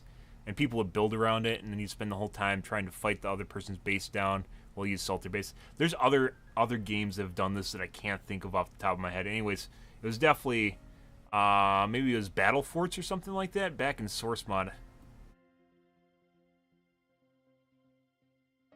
Back in the Source mod days.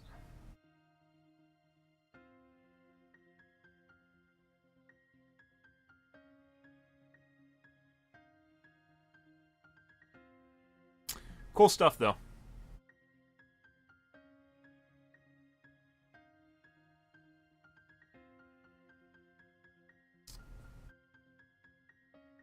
Oh, yeah, that's not clickbait. I don't know what you're talking about. I didn't just look at boobs there. Sir, what the fuck? Goldilocks and the Three Teddies Heidi story. The stuff, like, guys, the people that look down on them adding creative mode to the game, no idea what they're talking about. Absolutely no idea. Because, like, when you have a big community like this, like I talked about back when Fortnite came out, Overwatch, they just straight up released their assets to the community, like their high-res models, so people could plug them into Source, Source Filmmaker and make all sorts of cinematic shorts that, of course, don't involve hentai whatsoever, and you can't find on Pornhub. That was actually a thing for a while where people did. Blizzard was sending out, or a company associated with Blizzard was sending out cease and desist to basically freelance SFM Source Filmmaker people that were using the Blizzard models in lewd ways on Pornhub. They were sending out cease and desist letters to people using their models. But anyways, like, one of the reasons you do that is so people can actually put their stuff in, they can do their diddly bobs and use their creative freedom. Like, just having a popular game means it's going to be hoard out. Like, I'm not talking like selling out, but rather there's just going to be people literally whoring out the game. Like, you're going to have like Skyrim brothel mods and stuff like that, which do exist, by the way. But at the end of the day, people, especially the really creative folks, just like, pretending that they're getting laid by Mercy or Tracer or whatever in the game, But creative models, not only in addition to making all sorts of lewd things, lead to stuff like this, where you get a community that can actually perpetuate your game. Because part of part of having a game isn't just about you know, making assets. It's also about people doing weird fucking things like this, like Goldilocks and the Three Teddies. To do something like this. Fortnite, I do not believe, has released their models, which they really should do, or Epic has not released their models, and this is all in-game stuff. This is all in-game stuff with the actual, you know, in-game models and stuff, and they just shot a demo and used observer mode, and then they did sounds over the top of it.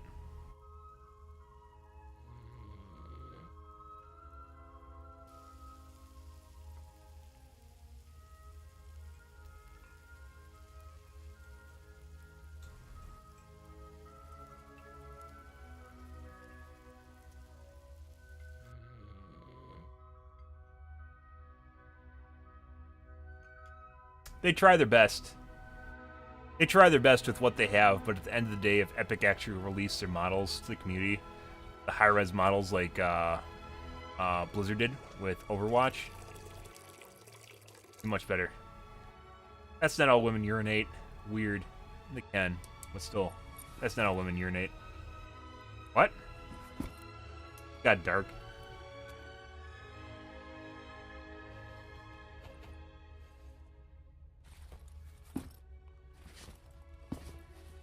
What the fuck is going on here?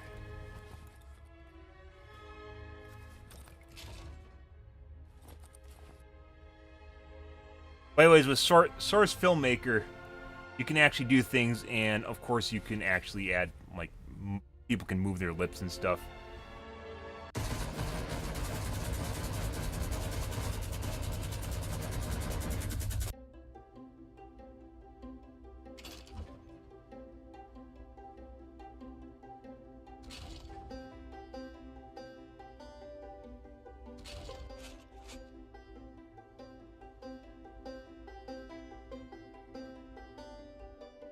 Yeah, where you can rip them, but that doesn't make them publicly available or easy to use.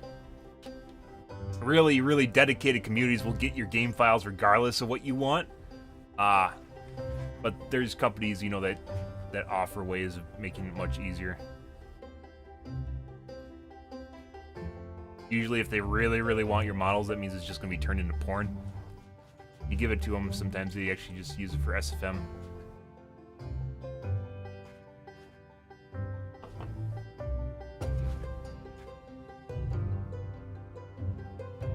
Epic makes some really fucking hot models anyways.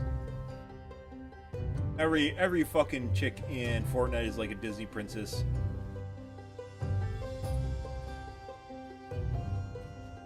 Very weird Disney princesses, but have you seen Disney movies?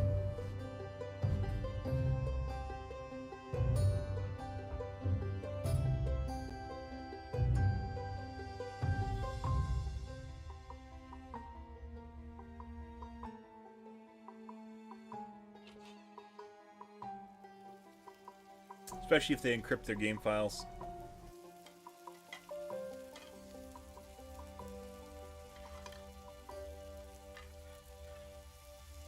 Oh, what the fuck, Slane? Yeah, like, the thing about porn is people like high res, and I don't think you really get that from PlanetSide. Might be a very specific demographic for that game. Or if you did gay porn for Fortnite, on the other hand, you know, you probably get a lot more people watching it. Even if you don't like, would be a good example.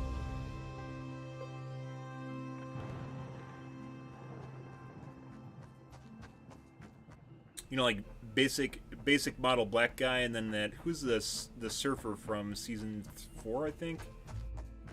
Blonde hair.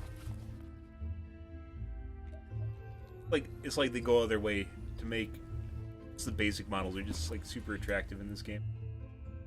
Good job, Epic.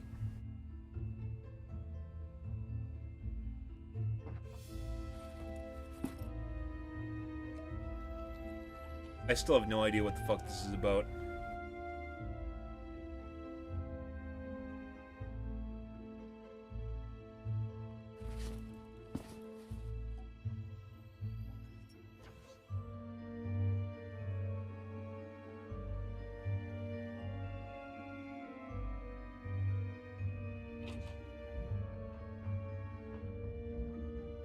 This is supposed to be the fairy tale, right?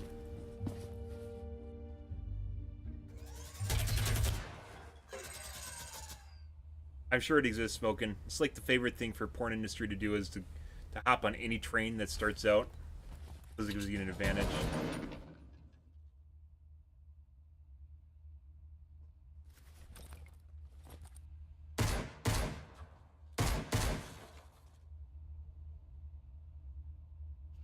What?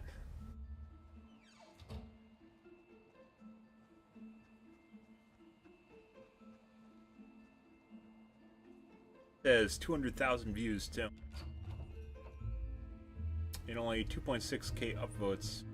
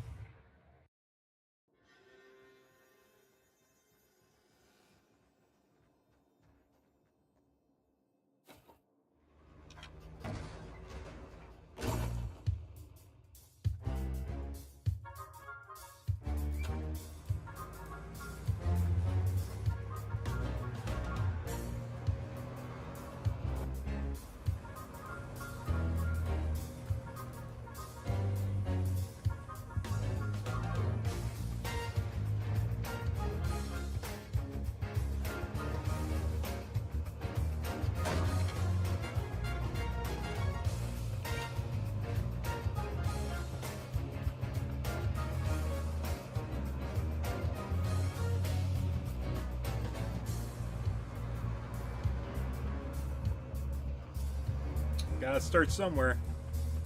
Thing is, like, it won't ever disappear unless you get a cease and desist, so add into your portfolio. That's generally the way YouTube works. You just gotta keep making your portfolio. This isn't like custom edited either. This is all done with like game editing or game files, like demos, camera work.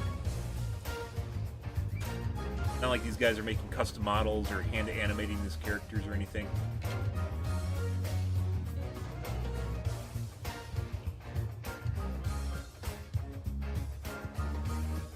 Hey, this is supposed to be the tale of Goldilocks and Three Little Bears, right? I have no fucking idea what this guy's doing though.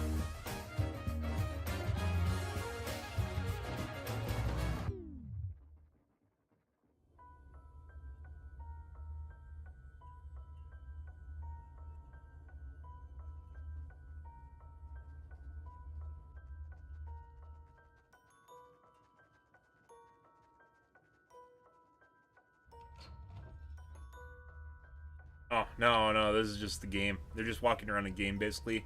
And the animations are all, emotes in the game. Well, I was talking about them releasing the files so people can actually do SFM work with it.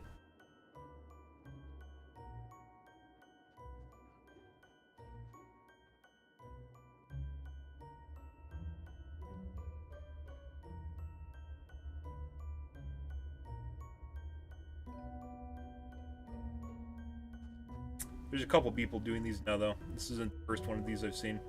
Not by the same person, either.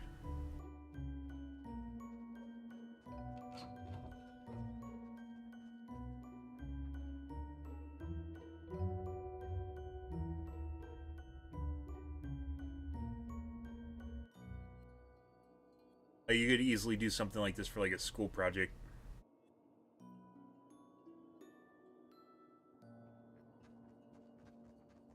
Not even like a cry emote or anything? Or an angry emote?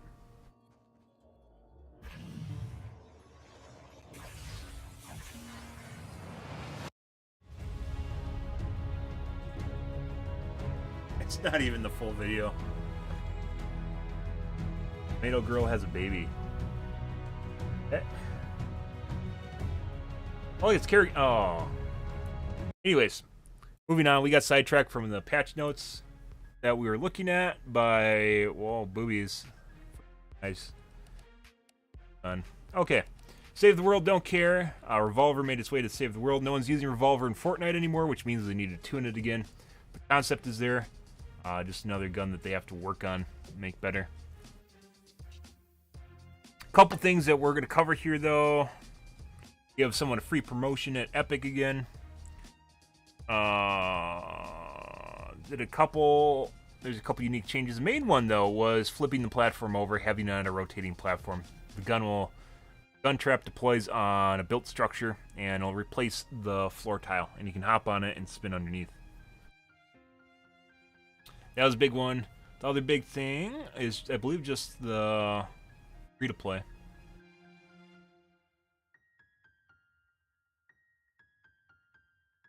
Social changes. Fixing.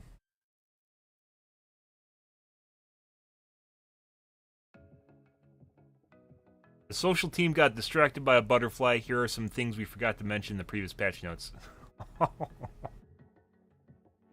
Someone is actually there checking their work. Holy shit. Good job, Epic.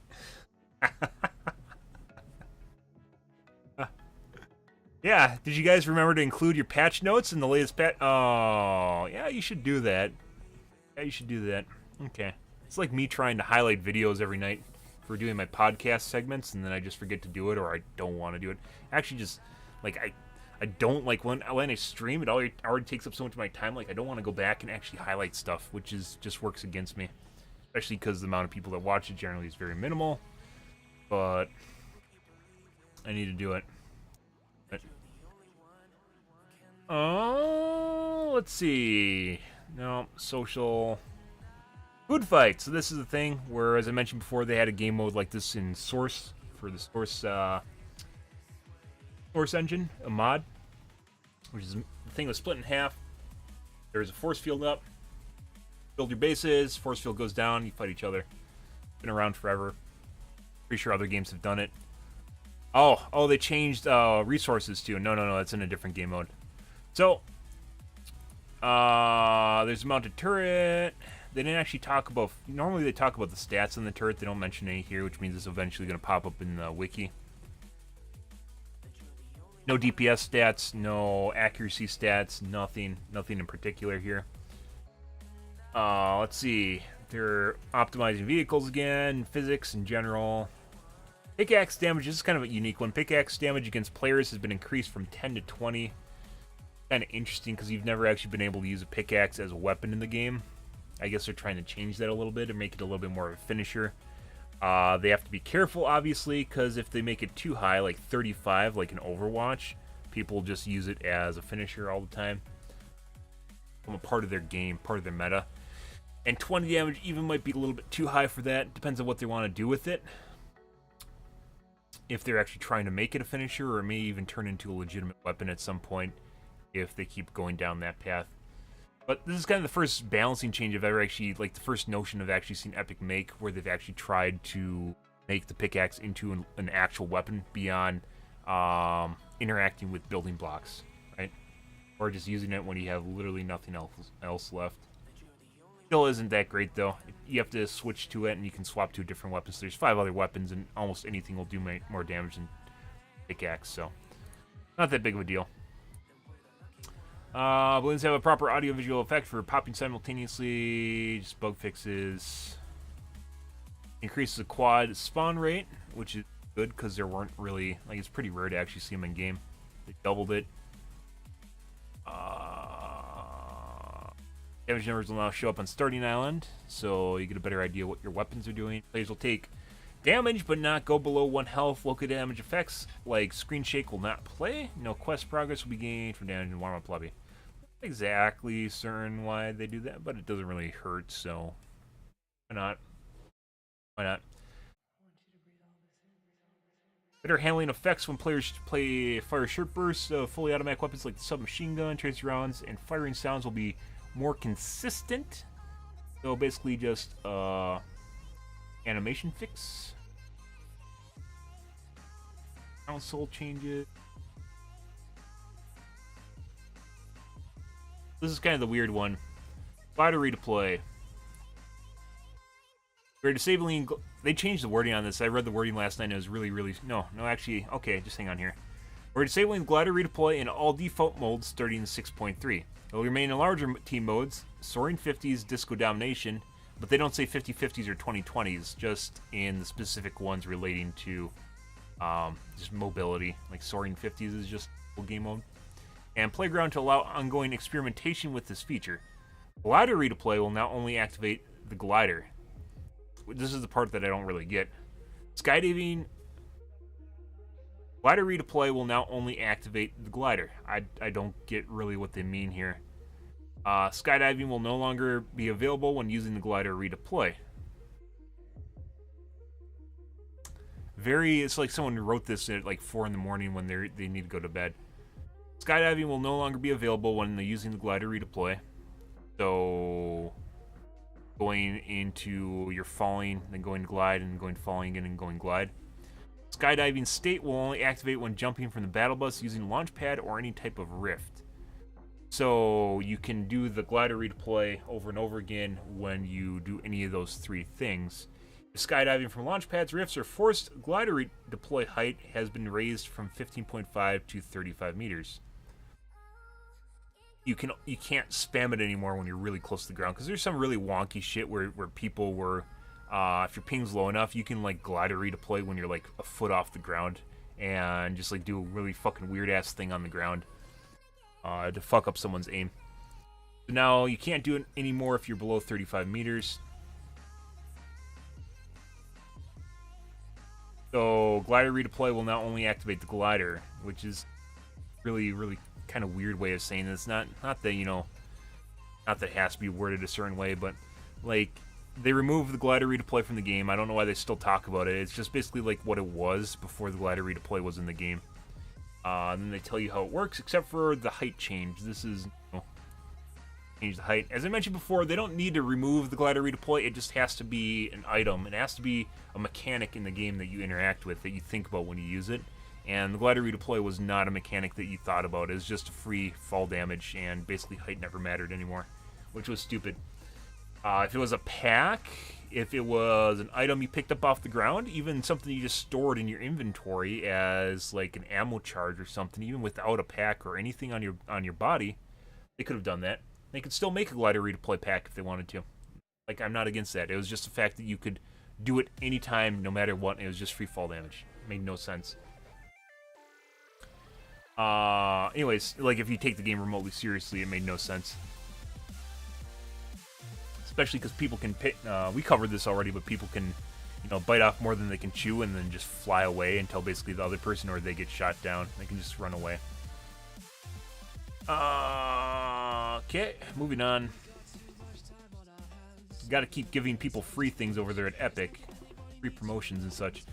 New tournaments, scavenger pop-up cup solo. This I don't really get. The tournaments in general in the game have never really been completely explained very well, and they don't really seem to have very big of an impact on the community. And I'm not exactly certain what they're doing with the tournaments, and I've mentioned this before, but always very weird.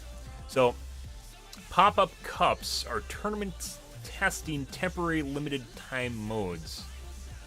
So they made a random buzzword for a temporary LTM, basically, which is basically like, why is it even a tournament? Why is it not like experimental test mode or something? Why? What are you doing, Epic? Like, you can only rebrand stuff so much.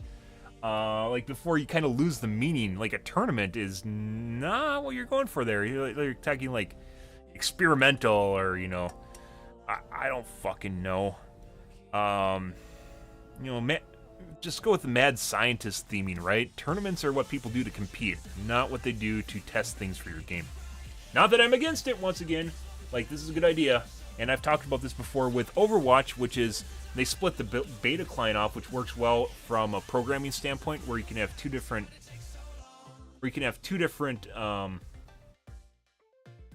game modes, basically. Like, if you can imagine Overwatch, if you have a beta, you have to install the beta client in order to play the beta game, and as such, there's only a handful of people, especially a very select group of individuals, that will take time to install a beta, will play in the beta, will actually give you meaningful feedback from the beta, and actually try. It's like the whole idea of installing a standalone beta works really well for segmenting programming. Like if you have a separate build, you basically just distribute to new clients. It works extremely well. However, the problem with that being you will get minimal participation, and the group you get that are actually going to participate in it is going to be extremely minimal. You gonna play a solo Fortnite match tonight or not? No. Going to be playing Black Ops here after we're done reading the patch notes, going over the Reddits. Which this is taking me exceptionally long because people got me sidetracked on different things, different topic matter. So now we're covering the patch notes, and then we're going to go over the Reddits. We're going to go over the Overwatch and COD Reddits, and then we're going to play some COD for an indeterminate amount of time. But anyways, these tournaments are basically it's the game in a nutshell, and it's kind of like, from what I've seen, they only last very, very short amounts of time, which is kind of weird. It's something like you should actually have as like an LTM and do like experimental LTM, like, or beta LTM, and then you ask for people's feedback and make them fill out a form.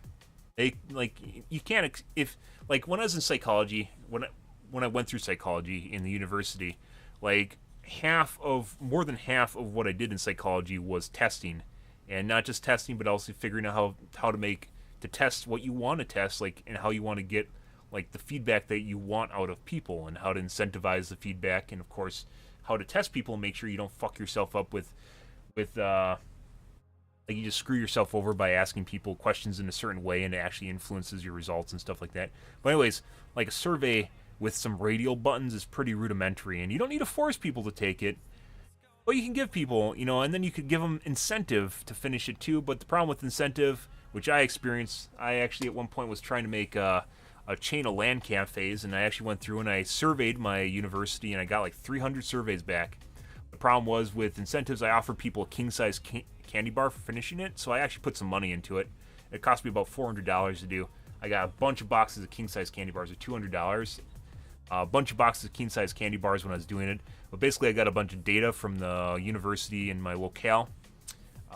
Went in there, talked to people, and got permission to do it. And, did it on campus and everything, and I got it. But one of the problems was people obviously just filling in bubbles because they didn't give a shit just to get your candy bar. And that's something you can't avoid.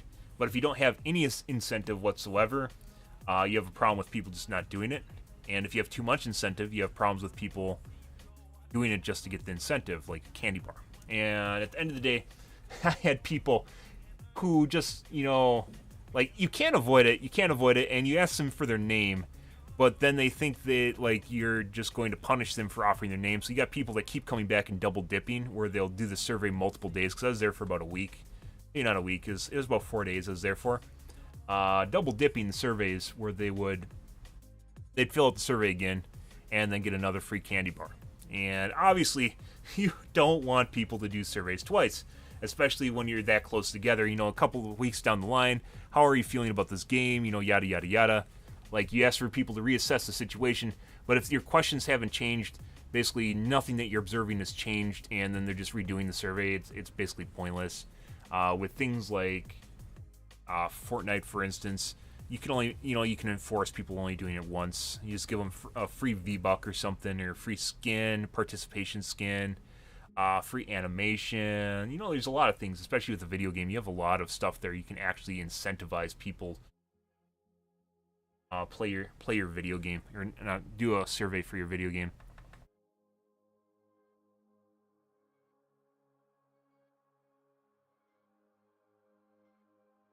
Incentivize people to do a survey for your video game, which is good. And you can stop people from taking your survey more than once, because then they won't do it. Obviously, there's going to be some people that just fill in all bubbles, and you can do things like completely, if people just fill in all 5s or 1s in your bubble, you can just obsolete it, because it's pretty likely if someone just fills in all 1s or 5s that they don't care, or if they just fill in all 3s, although that's a legitimate data point. However, there's going to be people that just do that for the sake of doing it, and you just hope that the people that filling it in care enough to fill in your survey appropriately so you get meaningful feedback from it. But anyways, you could have something where people play the LTM. You play the game mode for what's kind of too much. Like if you have 5 games, that's like 100 minutes at most. 100 minutes. You need like 3 to get a trend or a feel for things. So like 3 games, and then you'll give them something free or something. Make them feel good about themselves. Some people just do it. Some people just do it so that they can actually, they feel as though they're actually participating in the game and or playing it. But the people that do stuff like that are usually really hardcore players, which is why, like I was talking with Overwatch, why you have to integrate it into your game. If you want meaningful feedback from someone, it has to be something they can click on in their game. It's not something where they have to go to a website, download a new client, go jump through a bunch of hoops. And even then, even at the end of the day, if you're on something like fucking, like with Overwatch where you have to click here to go into a beta, there's some people that won't even do that. So, and then there's people with limited connections, although it's kind of, I'd say that's less of a motivational factor rather than just people, like people just, they'll pay for bandwidth if they want it. However, with something like this is much better because you get active feedback from people, and then you have to ask people. Don't expect them to come to Reddit. Don't expect them to post on Reddit. Make a short survey, with like 5 questions or 7 questions and maybe 1 short answer, which don't ever expect people to fill that out because they probably won't. Like my survey, which I thought was appropriately spaced, was 2 pages. It was a bunch of not yes, no. There's yes, no's, and there is multiple choice questions in there. And then there's like 2 optional short answers at the end there. And I don't think they're optional, just 2 short answers. And it's just kind of whatever you can actually get from people. And I think one of the short answers was just, I even have them somewhere. I don't know where they are. I have them in a box somewhere. I have all those surveys in a box somewhere. I felt pretty good after doing it, and then life stuck me in the dick because banks won't give you a loan unless you have a bunch of collateral. Yep, learned that one. Banks won't give you a loan unless they can steal your house, so it doesn't matter how good your idea is or how much you've researched it or how thorough your business plan is and how well thought it is and your backup plans and stuff like that. What they want is collateral, and honestly, it really doesn't matter that much what you're trying to sell, as long as you have a house that you can give them when it doesn't work. So I went to a couple banks and they all got shot down, unfortunately. I knew that going in, but I was hopeful. That was when I was young and full of ideas and full of the world, and I thought I could change something, out of college. I thought I could do something wonderful. Still want to make a chain of LAN cafes. That's mainly to fund a game that I eventually want to make. However, that's more I streaming was supposed to be a way to start LAN cafes to start my my video game company. That was what it was supposed to be, and 6 years later, nothing has changed, which, as I mentioned before at the beginning of the stream, it's kind of a letdown to streaming in and of itself. Is at the end of the day, nothing's really changed that much. You haven't really done anything. If your stream hasn't grown, I've listed multiple reasons why mine hasn't grown at the beginning. It's not because I don't have a Discord or I don't post enough, dick pics on Twitter or whatever. Just at the end of the day, people, depending on what game you're playing, want to see you stream in a certain way. Unless you're an entertainer or like people that have a very unique personality who go out of their way to just make people laugh, which is oftentimes something I see as very corny and disingenuous is the word I'm looking for there. Disingenuous, like it looks like you aren't watching an actual person play games, you're watching a personality, which generally doesn't represent the person actually playing, unfortunately. We're getting kind of off topic here though. Anyways, so what's going on here is Scavenger Pop-Up Cup Solo. So Pop-Up Cup is their branding, which is dumb, by the way. They need a new word for that. There's like something that actually represents what's actually happening. Is a way of them testing experimental features for the game, and it's not a tournament. Pop-Up Cup tournaments. Let's read this here though. Pop-Up Cup tournaments are tournaments testing temporary limited time modes. Scavenger will test several gameplay adjustments, reduce material limit, faster material harvesting, and earning health for eliminations. So something that they're discussing here is like things that I've been talking about, which is nerfing building. Spam building is absolutely out of control in Fortnite, in addition to the fact that it generally depends on your latency. Spam building is absolutely out of control, with very little in way of downsides, just the shitting out tiles, and it's not even, you're not even building in an intelligent way.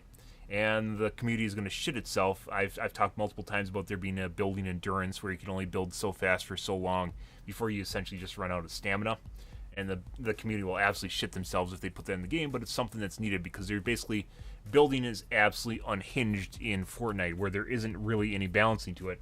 People talk all the time about not pros and balances, but like counters to something. What's the counter to building? There isn't. Have you ever seen someone sit in a 1x1 and just continually spam tiles and not die? I have.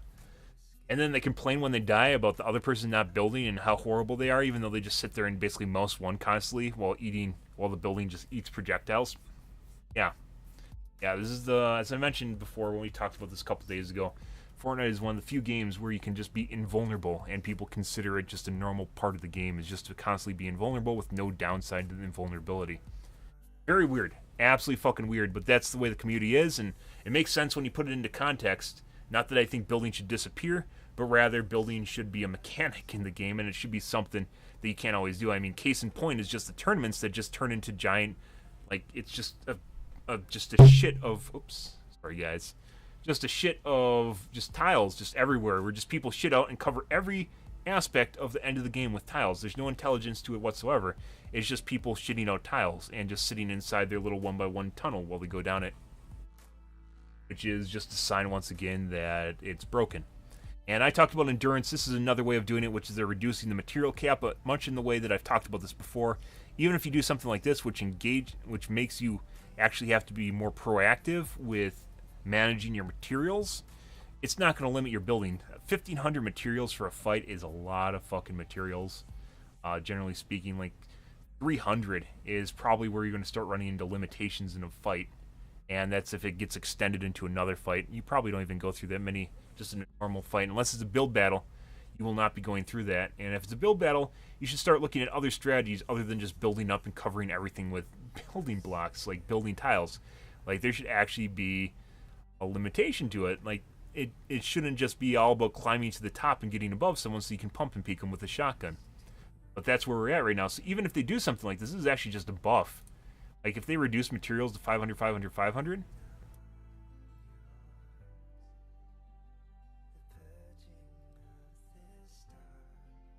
If they reduce materials to 500, 500, 500, this isn't actually a nerf. It looks like it is, but it's not. You'll never run into this limit ever, especially with the harvest rate of plus 40. They need to reduce it to maybe... That's rough. Like I said, like 300, but then you have 3 different types of materials, so how would you split that up? Like 100, 100, 100 would be kind of lackluster. Then you're almost not even picking what materials you're using to build with at that point. It's just about having another trough. The other option is you could limit overall materials to 300. So 300 of all materials put together. So you'd make it more like a basket, you can fill up. Where people pick and choose, obviously choosing metal if possible, and then brick, and then wood. But then at the end of the day, if people just run over mats and accidentally pick them up or something, you'd have to micromanage it a bit. But you could still do something like that. But anyways, 1,500 materials, this is actually a buff. This right here is a buff, because generally speaking, you're never going to run into this ever. Like, I don't think a lot of people even keep track of how many materials. They just run out, and they're like, oh, I'm out of materials. You're never going to run into that. It's like 300 is basically what you not only expend in a build battle, but if you're a little bit more efficient with how you're building, possibly not even at that. And at the end of the day, you're going to have to harvest again. So they could even up it. They could up the harvest rate to 200% and give you a cap of 300, which is kind of what they're doing right here. And it could be this is going to be, like, this is kind of the intro, like I discussed with the glider redeploy and them doing different things in Fortnite, like the explosion through penetration through buildings. You start out kind of at the tip, and you kind of, you whittle it down a little bit, right? You walk it down. You don't just stick your dick in when it's dry, right? You got to work it in. You got to give people a chance, and figure out what they can actually handle. And maybe you were a little overextending yourself with your phallus, and at that point you dial things back a little bit, right? So this could just be them working into the idea of dealing with mat caps, because there's never been a mat cap in the game. 3,000 materials is not a mat cap. Like, basically, the way people generally work is they grow to the size of their fishbowl, and with building, there has never been a fishbowl. It's just always been unlimited. So building meta in Fortnite has grown to the point where it's the size of the fishbowl, which is they just shit out materials everywhere, and they cover it, and then they think that's skill. Just covering every orifice with building materials is skill. Just everything, just cake everything with building mats, and that's not really intelligent building or efficient building, or like now the thing is, like I mentioned, they just build tunnels where they just cover everything with materials, and they get to the end and they just basically take control of every sector. If you can imagine that every cube basically being control, and you express control by taking it, and then you can edit stuff and basically surprise someone with the pop shotgun before they can fire back at you, or know you're behind the wall, which is another problem that they have, is basically just people editing a square, taking a shotgun shot, then editing out the square again. As you guys know, that's basically how they play pro games, and if you've watched the fall skirmishes, that's basically all they're doing there. So this is kind of a different thing. They probably thought they could lump both these together. One thing when you do tests is you don't want to have erroneous variables. You don't want to have one variable influencing another, confounding variable. You don't want to have one variable influencing another one. And sometimes if you test two different things, like pickaxe swing speed, or health, building health, let's go with that one. Building health on top of this is an efficiency thing. And if you test building health on top of it, you're basically going to have interfering things where building health influences basically how long people can survive and how long their buildings survive, where this is purely about how fast you can build and how long you can build for. As I mentioned, 1,500 materials is that's way too high for it to have any influence whatsoever on the game, except for people that just build all over the place regardless of whatever is actually happening around them. But anyways, this is the other one they're testing, is basically health regen when you kill someone. They're trying to make it a little bit more like other battle royale games that are out there right now, where you actually get kind of a health feedback after you kill people, or it's much easier to heal. For instance, in Black Ops, it's much more straightforward when you actually heal in the game. Not straightforward, it's much easier to heal in the game when you're running around, popping your med kits, and people are trying to shoot you. It's a lot easier to survive in Black Ops than it is in Fortnite. You actually have to heal in Fortnite. You basically just use the fact that there's no 3D sound in the game to hide in your giant fucking spam build structure, and hope they don't find you while you're healing, because there's multiple tiers to the building. But this here, for instance, is the first foray that they have into regenerative health, basically. And I think this is mainly from people that complain. Big streamers are the ones that encounter this most often. It kind of went out of whack with the glider rate of play. But obviously where they get assaulted by multiple positions at the same time, this is really only something that really influences big streamers, where they have people that they're after their dick, basically. I'm not sure if this is the right decision. It's something they could do. But at the end of the day, Fortnite has always been a game that's about weighing and balancing your risk assessment, right? It's about how deep you want to push before you have to heal, and when you should actually just opt out of a battle and run away or do something else, which, if you've watched big streamers, they don't run away, they just die. I'm not sure. I'm not sure if this is the right call right here, but, a lot of things with video game development where there isn't always a silver bullet, so, I don't know. This is a start in the right direction, though. Yes, so if you reduce materials, even then, increase the harvest rate, for instance. You can expect people to be more often at just mat cap. So, basically, a limiting factor would then be mat cap. It's never ever been actual gather rate, except at the beginning of the game. Gather rate has never been an issue in the game. It's been something you do, and then you end up at mat cap.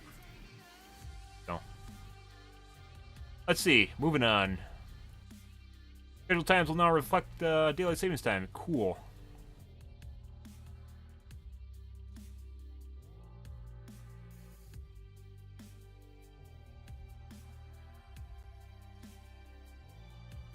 I was gonna order pizza tonight, and I got everything in my cart, and it was $30.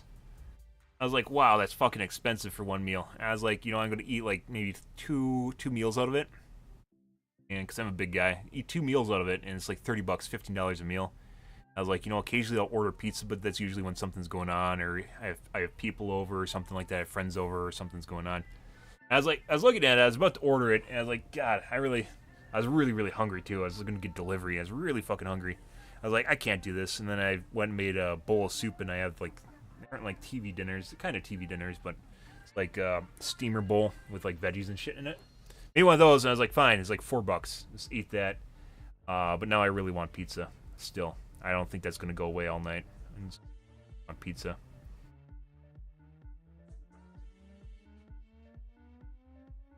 All right. Let's see. Yeah, so tournament stuff like this, if you do tests like this, you can't make it a one and done. I don't really know how they're like, if you test something like this, it has to be something that's available for like a week. Have people test it, and you fill out a survey, and you get a couple cool things or something like that. Like this, you can't. I don't think you can get any meaningful data out of testing something for a couple hours and then turning it off, unless it's something stress testing crashing, something where you don't need subjective feedback and you need to see how people are evolving with your gameplay. Because, for instance, if this actually influenced the game, you can compare it to Glider Replay. When they put Glider Replay on the server, you could see, after about a week or a couple weeks, people just, like, the game just changed completely. And it's not something you can see just by putting a game up in a tournament pop cup for 4 hours every once in a while. So, like, you actually, especially with things that very much influence video game development, you can't do something, in my opinion. It's not enough time unless you're testing something that's very computational, where you just need to see like an answer after you put a variable into it, like if the system crashes or something. That's a bit different. Stress testing, a bit different. This doesn't work. Moving on though.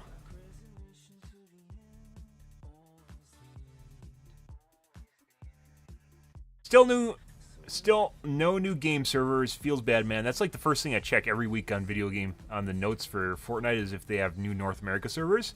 They don't, so I'm still not going back to Fortnite until they add new NA servers, so I don't get a 40 ms ping. Need the Chicago server, guys.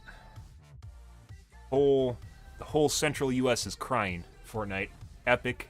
The whole central US is crying.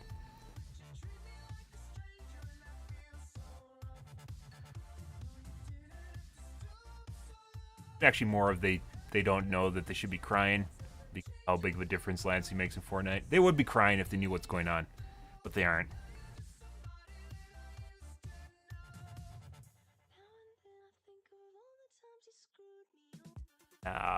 Adding more band-aids to audio, which needs your audio engine just needs to be completely redone. The Unreal Engine just sucks dick for game audio, that is.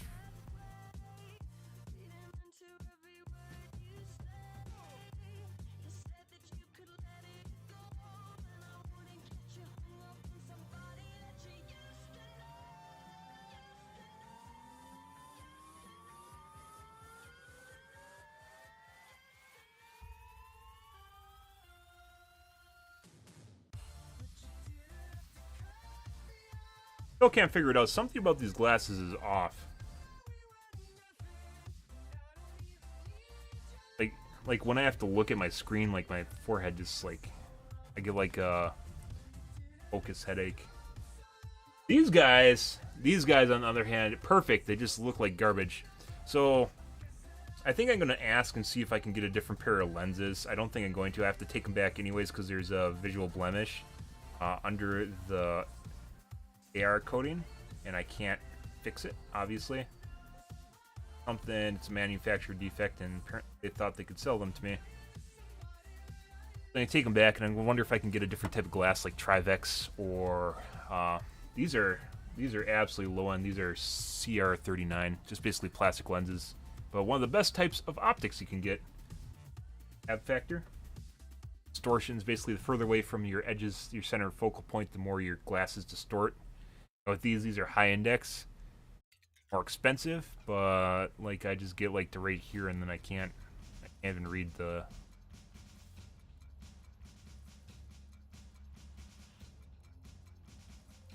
Regardless of how thin they are, They're very thin. It's like I have like a normal correction on my glasses.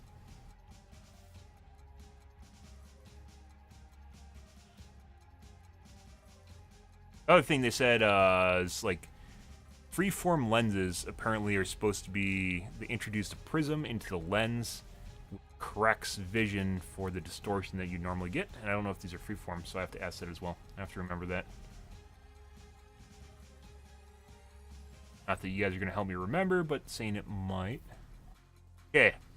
So covered everything here. Done and done.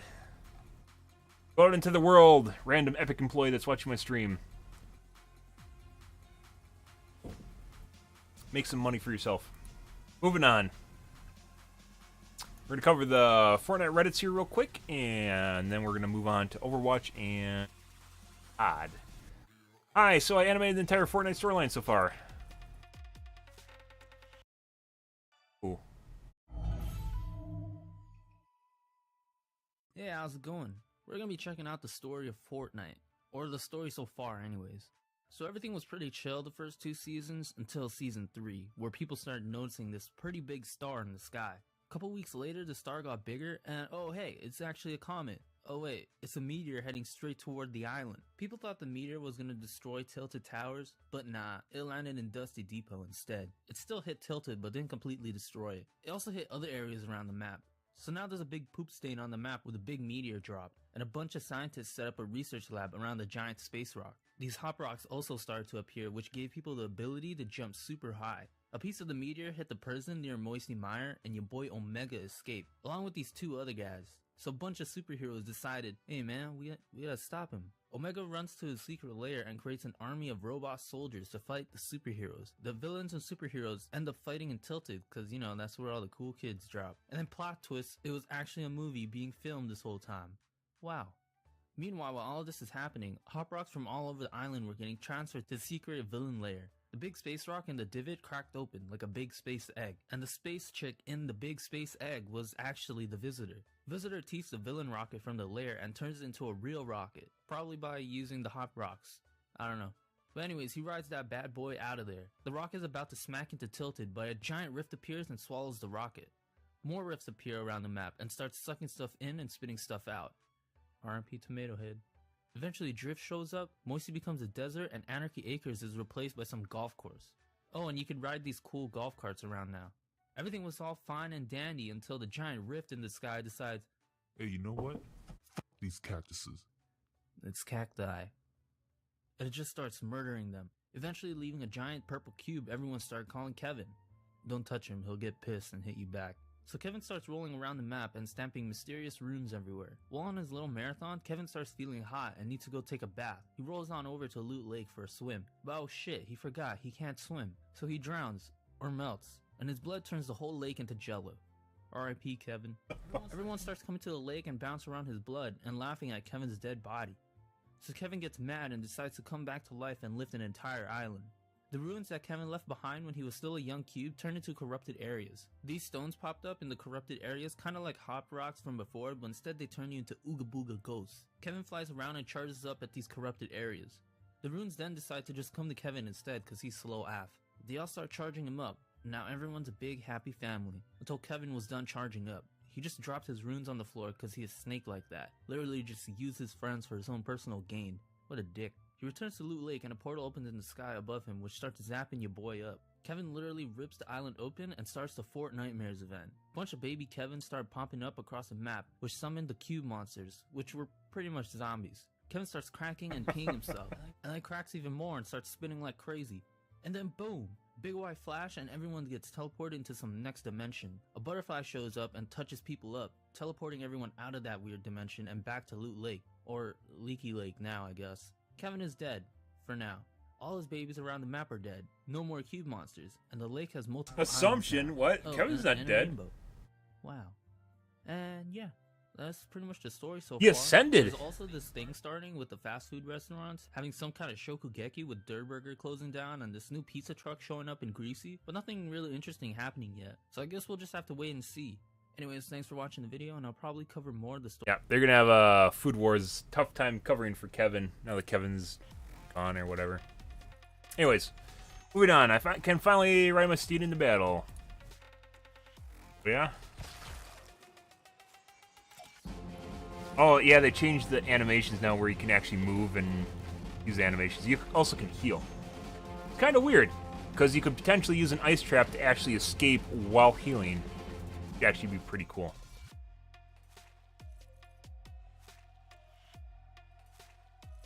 I'll make a 5,000 HP trap.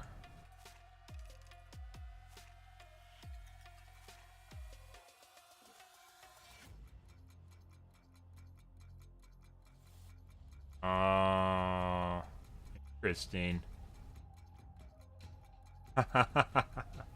Oh, there's another use for the turret.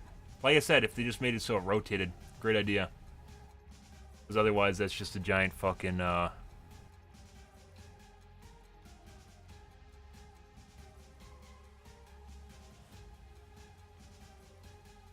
they fixed that.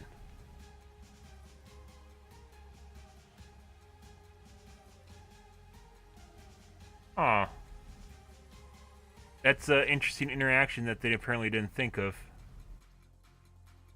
I guess they could just make it so it destroys the trap underneath. Not sure exactly what benefit a 5,000 HP tile would give you. Besides what he used it for right here, which is a trap. One 5,000 HP tile.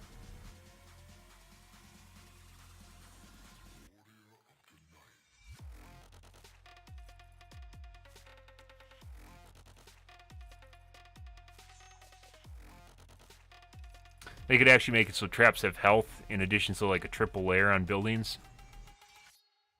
Might not be the best idea in the world though, because then people just start triple layering stuff with traps. However, you only have a finite amount of traps, so maybe it wouldn't be that big of a deal. Interesting.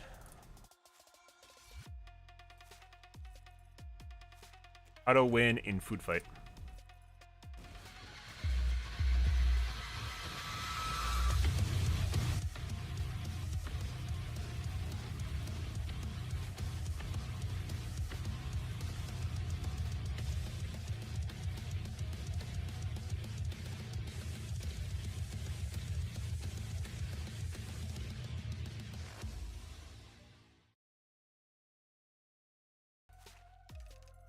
Yep.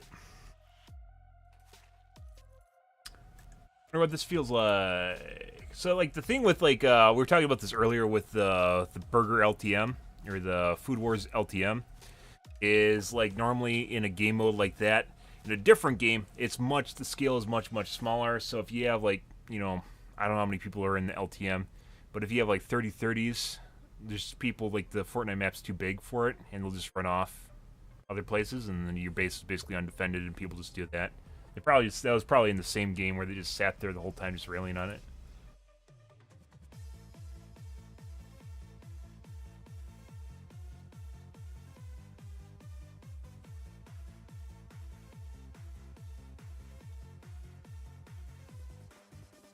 Yesterday I played Fortnite for the first time in a while, and someone killed me with my jersey on. I don't know how I feel about that. Oh my god, people from Real Sports playing video games! Oh my god, oh my god, oh my god! Athletes play games. It's like they're people, guys. Wow. New chillers, your update, your material. I'm lost in a dream of you and me, still caught up in confusion. When will love be immortal? Yep. Open the floodgates. I was born to find the light. This is my odyssey. Good. Community split yet again. What is this? This is my odyssey.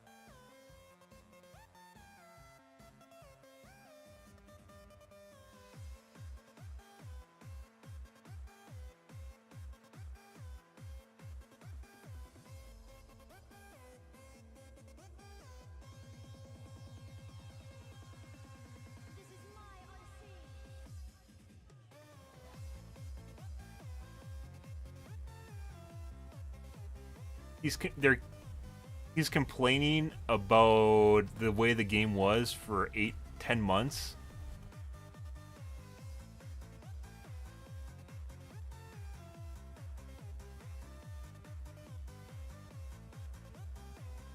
What?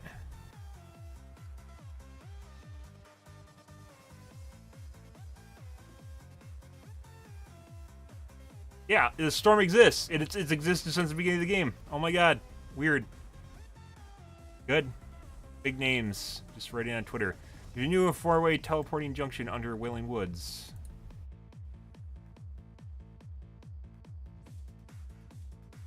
Interesting. Stargate?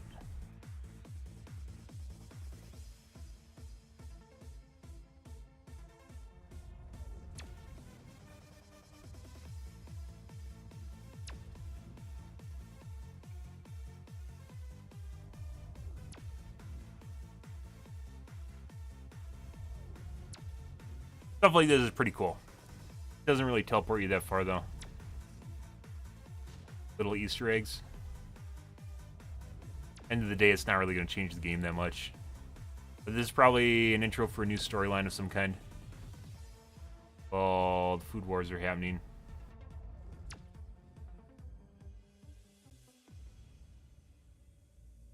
This is my odyssey. This is my illusion. Balloons right now. I'm lost in a dream of you and me. Yeah, no shit. So caught up Weird. in confusion. Like I said, balloons are probably never going to get used. And even in general, you just get shot when you got on them anyways, unless people aren't paying attention. I was born to find the light. This is my odyssey. Okay. Nothing really that interesting. Moving on. Just because you're a big streamer doesn't mean you know what the fuck you're talking about. Good. Good, good, good. Or a small streamer for that matter. Ash PTR Golden Blob. This is Blob? my odyssey.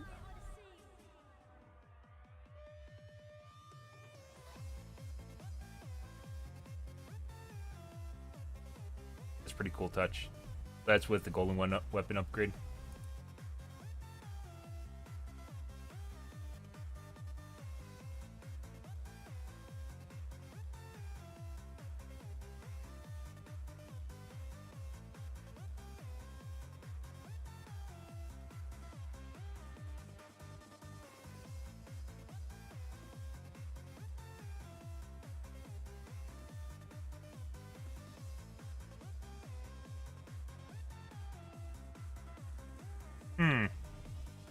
Apparently there's a new PTR patch up for Overwatch. I am kind of interested in what they're doing with the next one because there's going to be a full reinstall on their next patch, unless it already happened. I don't know. Gosh, man, threw dynamite 4 seconds before door opens, 500 damage, 25% ult. Take that every day. Oh. Ash is fucking broken as shit.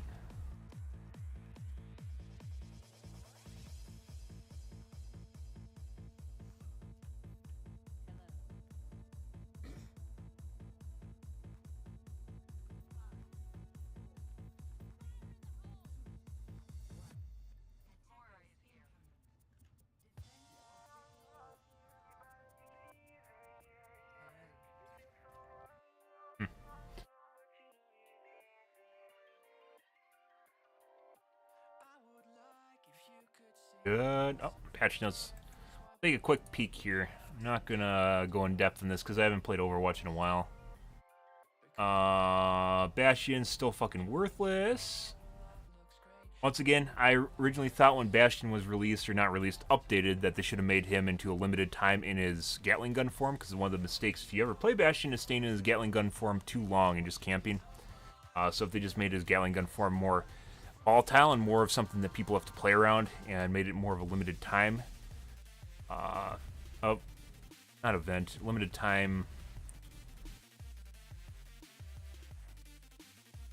like mechanic for his character instead of something you just sit in, to actually be pretty cool. But instead they keep trying to balance his sentry form, which will never actually happen because people just, like, the more they buff, the more people just camp in a corner with like a Mercy buffing him and a Reinhardt in front of them. They'll never actually get away from this. But don't tell Blizzard that I know how to balance their game. Yeah, he's just never gonna make it there. He's like a shitty soldier.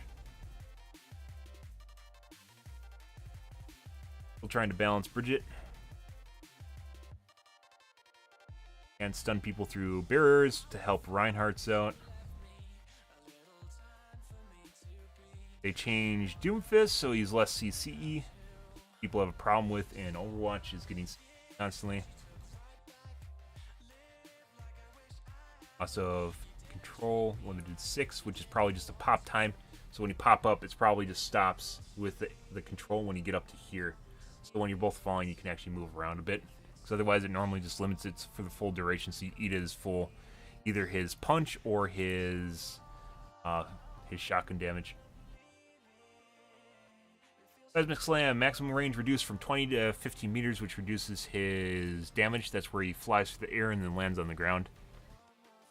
That reduces his damage unless they balanced it out.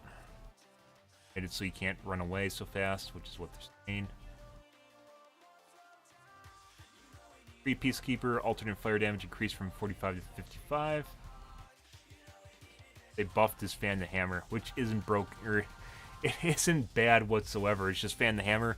McCree's in a weird spot where Fan the Hammer is still definitely viable, especially mixed with his stun grenade. But people don't do it because you're seen as a bad McCree if you right-click. So it's actually kind of a pride thing where people don't right-click, not necessarily because you can't kill people by doing it, because you can definitely kill people with right-click, especially if they're low on health, especially using it as a finisher, rather because it's an E-ping thing.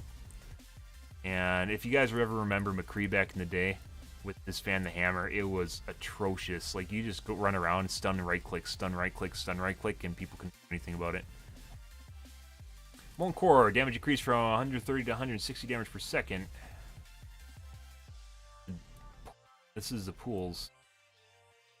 Yeah. Area Denial, Area Control, very fond of this in MOBAs and in any game, actually, just having an area control. Stink grenades in Fortnite, for instance. Very much a fan. It's very underused. Generally, game developers go with just straight damage and heals and mitigation in terms of armor. Kind of a shame, because there's a lot more to video games if you ever played MOBAs than just health and damage sticks. And they're trying to balance this. And definitely wasn't doing enough damage. Even 160 per second, I mean, that kills a 200 HP hero in seconds, which is insane.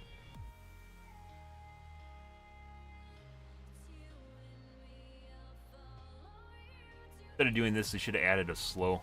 I don't know if his Molten Core has a slow, but if you actually make it so like people slow down when they enter it and then speed up when they leave it as a debuff that prolongs along with it. It does basically the same thing, but it makes it for people. People will avoid slow mechanics like the plague. And it also keeps them in longer so they actually take more damage. Like, even if it's a little bit of a slow, it would just go the way. Much like with Tower Defense, if you guys have ever played that. You guys have.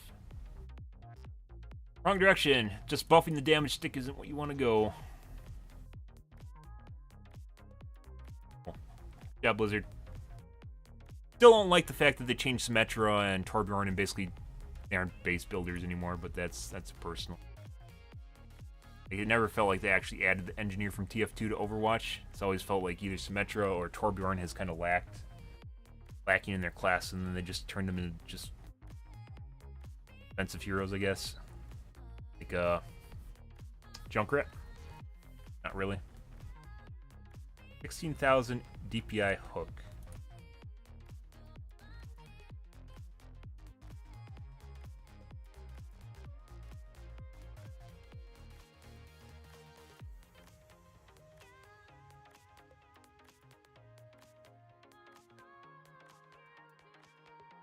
So fucking random.